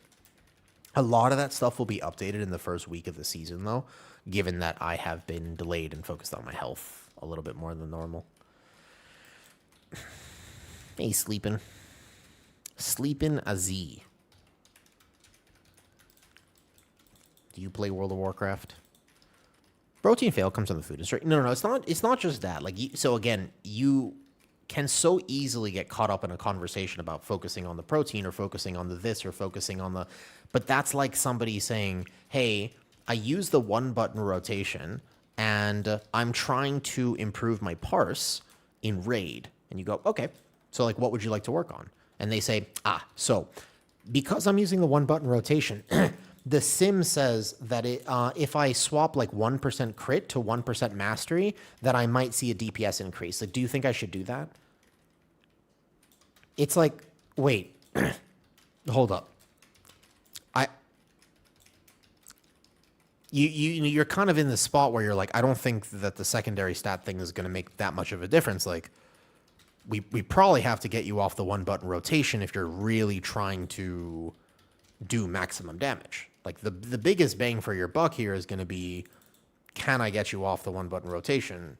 Does it work? You can use it, by the way. People use it to much more success than many people realize. If it's fun for you, use it. But do you know what I mean? Like, that's kind of the mentality of, we focus on the wrong thing. Yeah, it's almost certainly not going to make the difference that you want it to make. That's correct. It's an illusion of you're going to make this, it's going to be a great thing, but it really doesn't make that much of a difference. DOTC is definitely worth it. I actually think you can play DOTC without raise as well, but again, I'm not sure about the tuning. It's just because of how hard Thrash hits. If you take a look at my overall damage in this key, which clearly isn't going the best, it's a lot of Thrash. But I'm also min-maxing pretty well here. Like I'm doing a good job this key. Think you want to pull the second dude in here with cooldowns? Yeah, so, it's the same thing when you think about what gems should I socket, and it's most of the time as long as you have a primary stat gem and you're fine. Hi, South Wave. South Wave. If I prefer to North Wave, can we still be friends? Because I actually realized... Wait, this is going to be sad. Never mind. I'm not going to say that. I thought about it. And then I realized how sad that sounded. Well, I have no sense of social shame. So, I did yesterday and today, I did 2 IRL streams around Thailand. The first one was a lot of fun because I went with Kitty and then Kitty had her friend. So basically, we were with friends. Yesterday, however, I was just by myself. And I was kind of like a little aimless. Like I sort of wanted to, I wish that I was actually with somebody. And I was like, I should make friends. And then I was like, ooh. So I did. I reached out to a few old friends that I haven't talked to in like 5 or 6 years. And I was just like, hey, like, how are you? Do you still live in Thailand and whatever? And I was like, and then they all rejected me. Like pretty much every single one was just like, hi. And I was like, hey, like, how's it going? And I was like, what's the next anime convention? And they're like, here's a link you can check. And I was like, oof, I'm not in the group. And then I was like, I went to another friend who's like an old cosplayer, and there was a few times I went over to her house like many years ago, like 7 years ago or whatever it is at this point, and we played VR together. But I wasn't romantically interested. I don't think that she cared about that. I don't think she was actually that offended by it. But, and then she also was just like, sorry, I don't know. And then left me on, basically, I didn't get left on red at least, but it was, I reached out to like a few people, and basically all of them,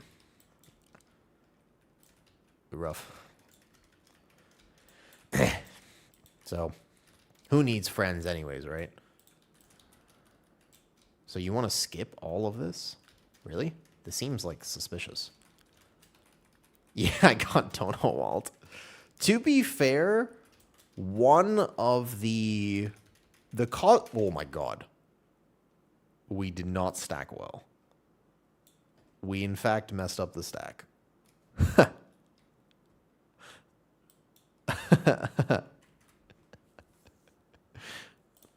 Yeah, to be fair, one of the cosplayers that I did message, she's like super famous. So that one I might have actually got Donald. The other one, not so much. Were you going for title? 1% or 0.1%? There are many reasons why I probably won't go for 0.1%. I'll enjoy pushing early on, but I have changed a lot as a gamer myself, and more importantly, I don't want to raid. 0.1%, I think you need to raid. 1%, like if you just want to get to regular ass high keys, then you're fine. But like the highest keys, you're gonna have a really hard time with it if you're just not raiding and doing everything you can to be competitive. So I am going to have significantly less. Oh my god, did they change that? I thought we were stacked pretty well there. Did they change it? Did they maybe fix it? Or are we just not stacked? It's not pixel stacked, to be fair. Are we pixel stacked? I feel like I'm over here and he's over there. I think we need to be tighter. Yeah, I think we need to get in there a little bit.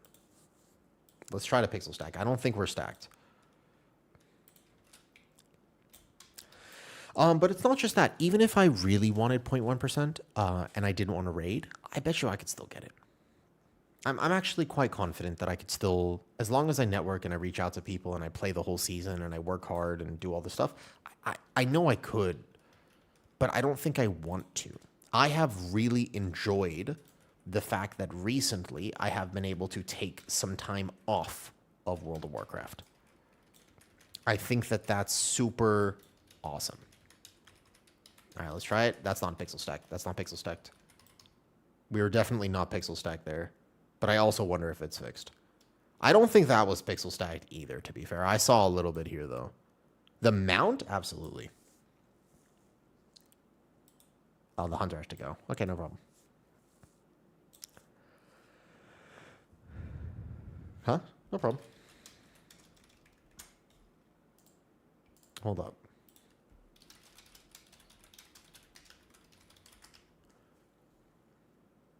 Don't abandon? No, I mean, we get abandoned. It's fine. The hunter said he had to go.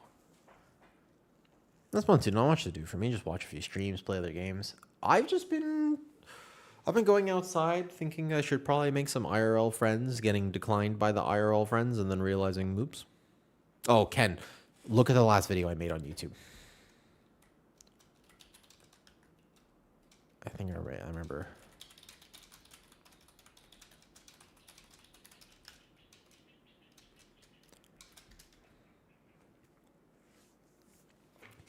What if you told the IRL friends that you have a resilient key? I don't think they'd care. I mean,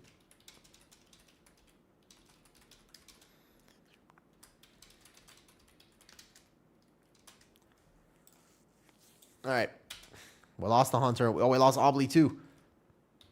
All right, Obly, we got to set up a time for our episode. Guardian Druid looking like meta after this buff?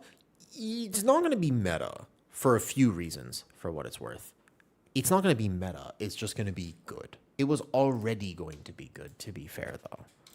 Avgaro. Like, it was already doing well. This is obviously a failed fight, but if we look at, like, the first boss here, that's already doing pretty good.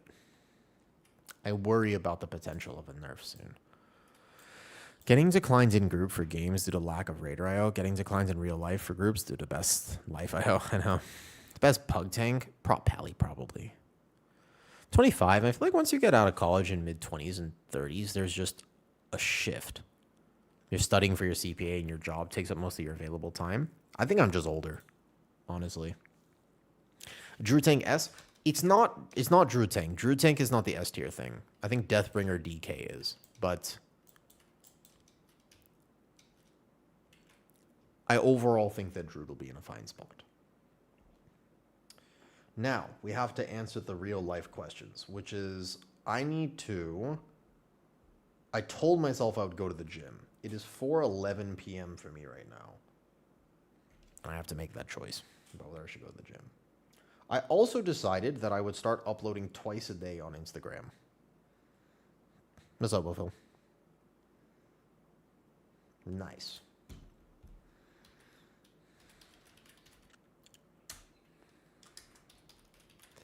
I think my sneaking suspicion, if I were to make a tank tier list, I have a feeling I know where I would rank things.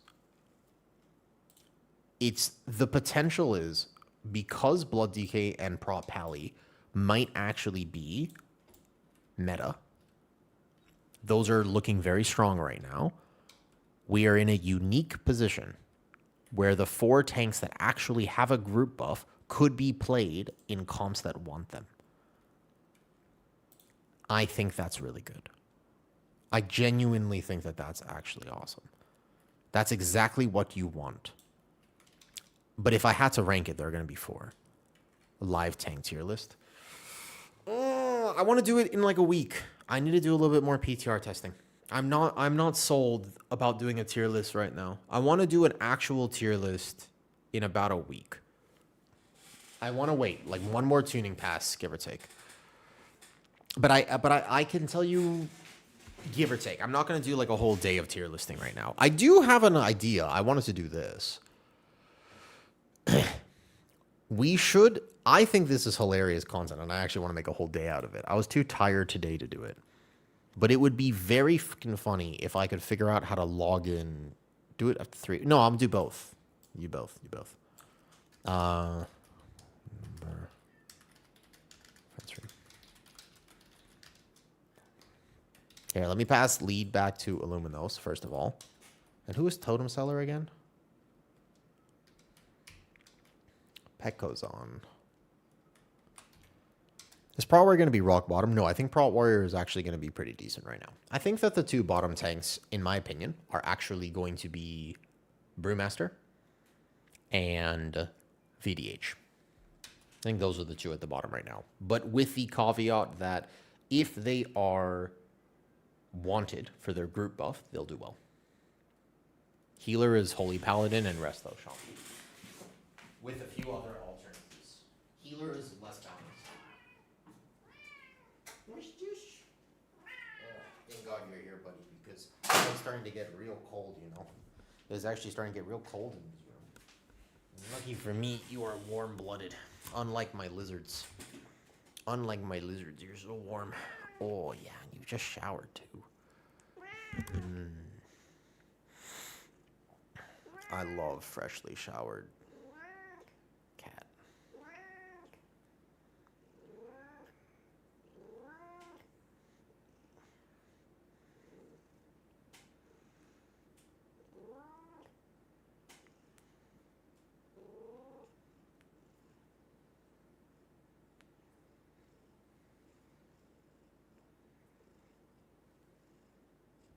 Can you hear him purring?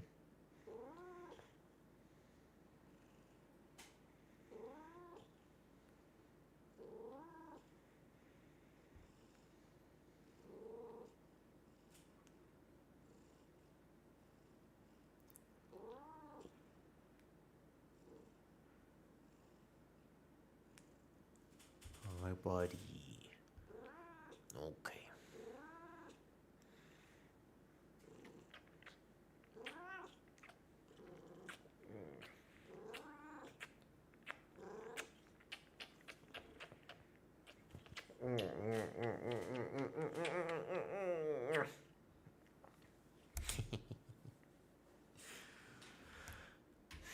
I love that cat. Oh wait, my camera's so low. And my camera's so high. I got pulled up earlier. Come here, say hi again. The people couldn't even see you. The people want to see you, buddy. Look at this.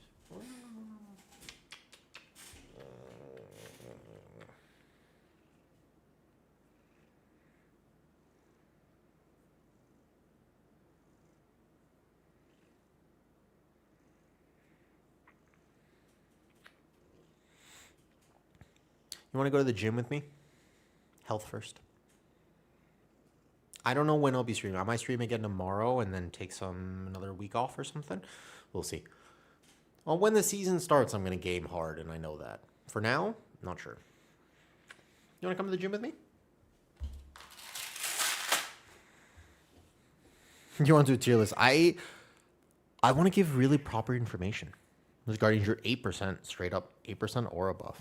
8% actual aura buff. Our damage is really not bad right now, actually. Even if you don't have access to this trinket early on, I think our damage is pretty decent.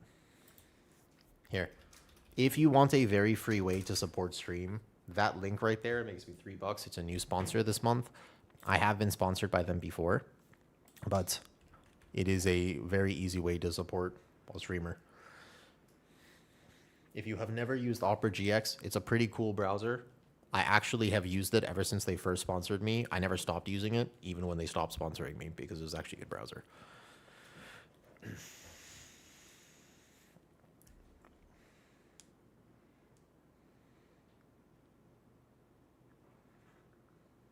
This last reel with Cookie, he's a damn cute cat. No, she's awake.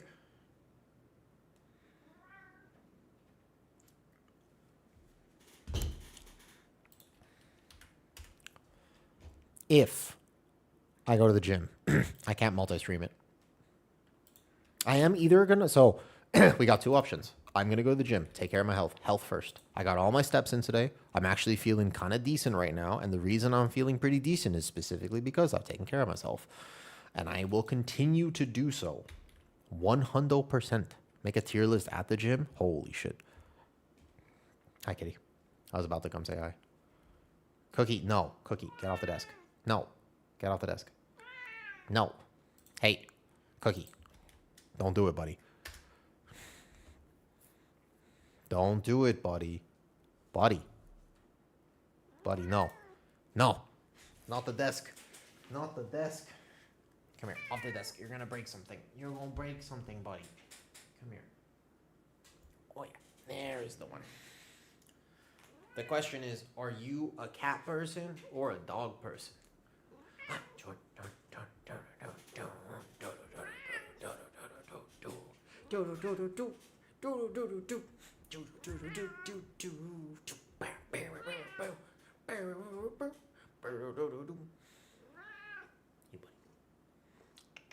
don't have any treats in here. I don't think I have any treats in here. I think I hid them from you.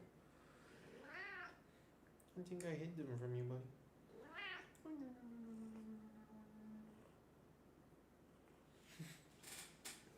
Okay. Let's see if we can find some.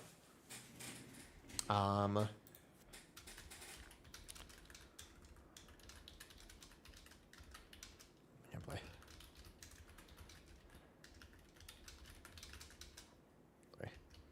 Sorry. I'm even gonna have both at the same time. Yeah. I have a feeling that I will also get a dog pretty soon. Let me get this hearty food buff before I leave the group. My health has been rough recently. So when I go to the gym, it's just a pretty light workout. But I did tell myself I would do it. I think your treats are in here. No, they're not. Treats are in here? No. Of course I forgot to charge my phone this whole time. Uh-oh. It's a water bottle.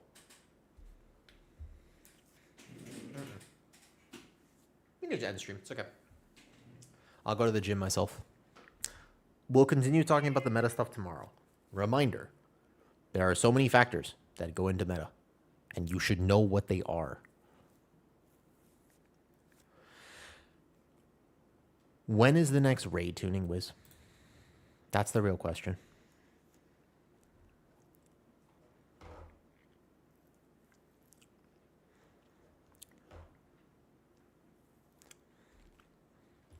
What is the DPS meta? Lamau, I can't answer that right now, although I am rolling on the floor laughing my ass off.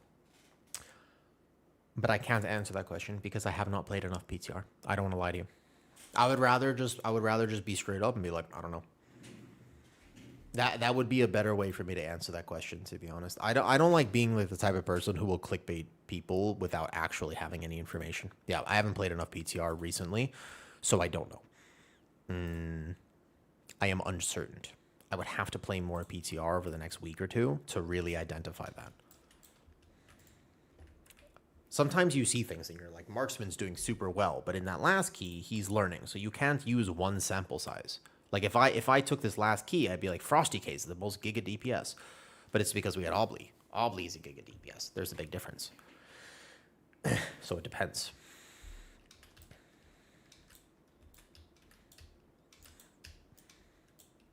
Yeah, I mean, Arcane Mage getting buffed is interesting.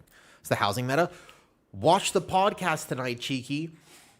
Have you even seen what fucking Botanical can do? Bro, let me pull this up. Instagram. Oh, that's tough. All right, hold up. I follow her on Instagram. All right, Instagram.com. How am I going to show you Instagram? I don't know about this, actually. I'm gonna have to think about this for like 2 seconds. You can't watch my For You page. I can't. If I open a single reel on stream, it's over for me. That's it. Stream's done. Literally, instantaneously. I have a very dark sense of humor. I can log into Instagram. I can show you.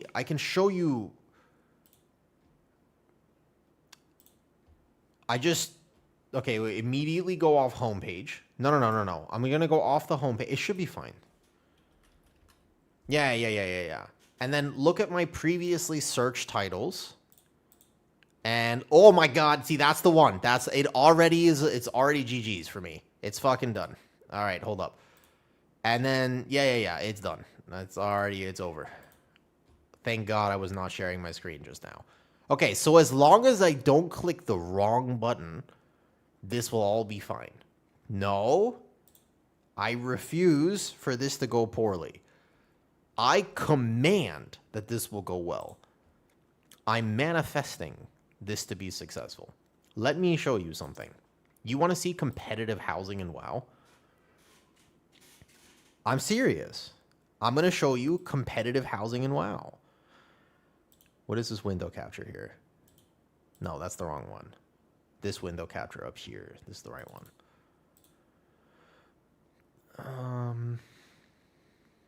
I'm not even kidding. I got this. Nope, that's the wrong one. That's the wrong window capture. Where's the window capture that actually is the whole screen? God damn it. Wait, where's the... Okay, let me just add another window capture. I got this. Window capture 4. That's the one. Look at what she can do. Oh, okay, it's above my camera now. Hold up. It should be fine. No. I think I got this. I just got to put this like below here so that my camera still comes up. So she makes anything and everything in WoW. She can make anything happen. Look at this. So she made an Xbox controller and she made an Xbox customly. It's pretty cool. Like she can just do anything. So if you want her to make like, this is who I did the podcast with. Like look at the PS4 she made. Build a PlayStation 2. Not PS4, PS2. Look at this. So she figures out a way to do this.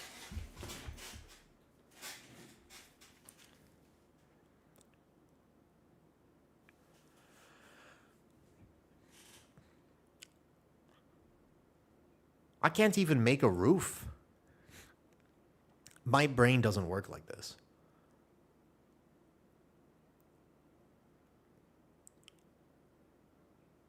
Look how cool that is. Like this is when I start to realize that there is actually an entire, like there's an entire section of the game that is just being a badass. Look at the GameCube. She made a GameCube too.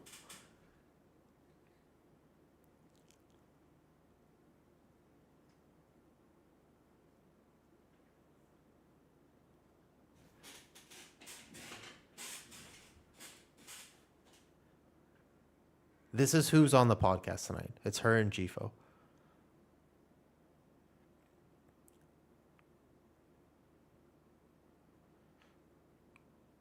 Isn't this cool? How she comes up with building this stuff? I think this is super cool. Like, I can't really fathom this type of creation. It doesn't make sense to me. I can't do this. Okay, turning off screen capture. There you go. And then I'll go to homepage here. No. I need to go to my homepage. Goddamn. No, that's my story. No. How do I go to my profile? Dashboard? Is it dashboard? No, that's the wrong one too. Profile. There it is. I've never scrolled Instagram online before.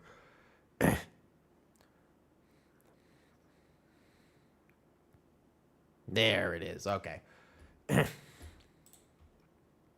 This is my Instagram. Yeah, well, I've never used it on my... Who uses Instagram on their PC? This is the Instagram. This is just the cat content. Yeah, I figured out how to do this. All right, good. Voila. He's cute. They're pretty cute.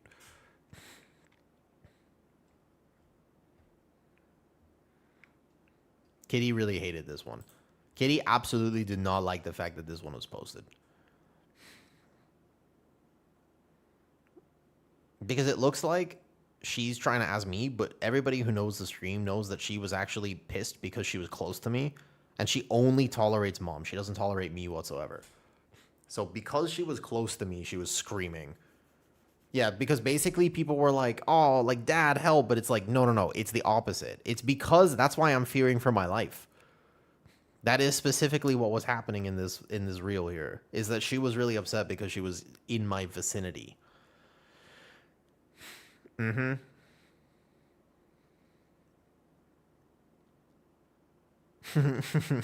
He's really cute.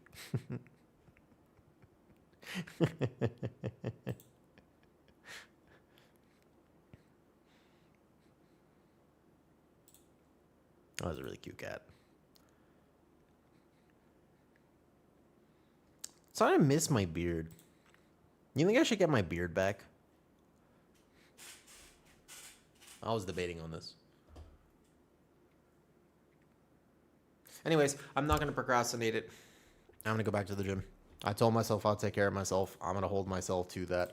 I go gym. I see you guys tomorrow. Oh, wait, an ad's in progress. Fuck. Oh, wait a second.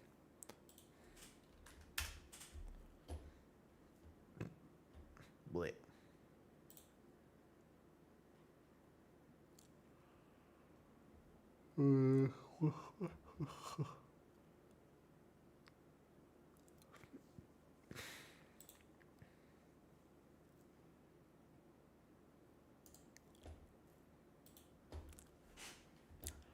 Hello there, Mr. Tito.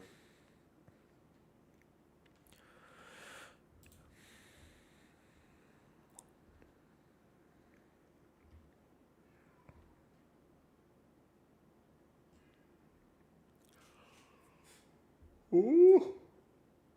Oh, I'm kind of tired.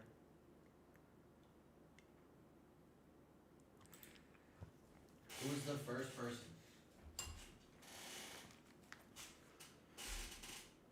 Who plays PvP anymore?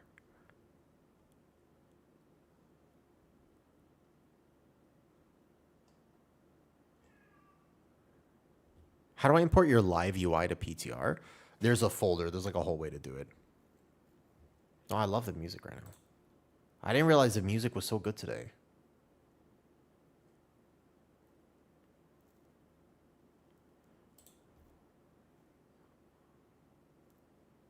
Oh, I love this song. This is a good song. I don't know who this is, but first person unsuggested. Make a new friend. Wait, this is a good song. This is so cute.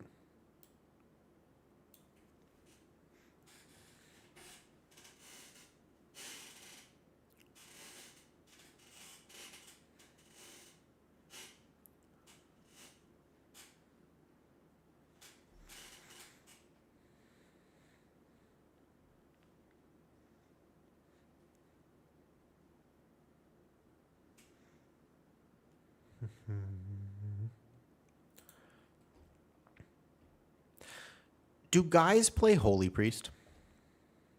Like, do men play Priest?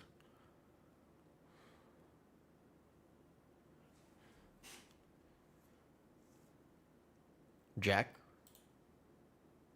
That counts. I accept it.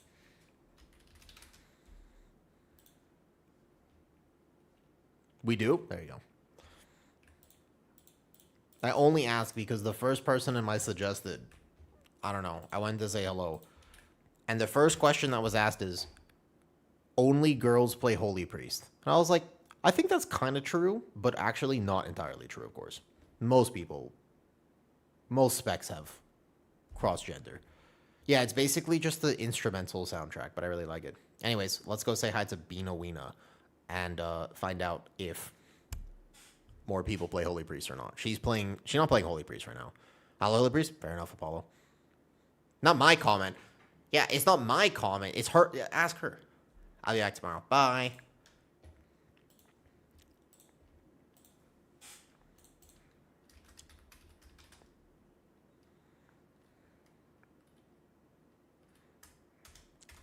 Oh.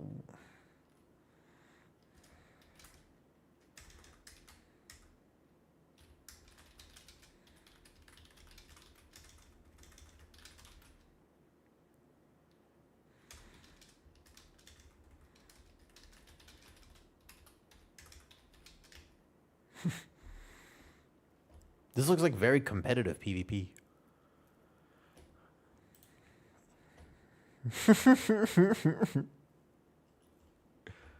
All right, bye, guys.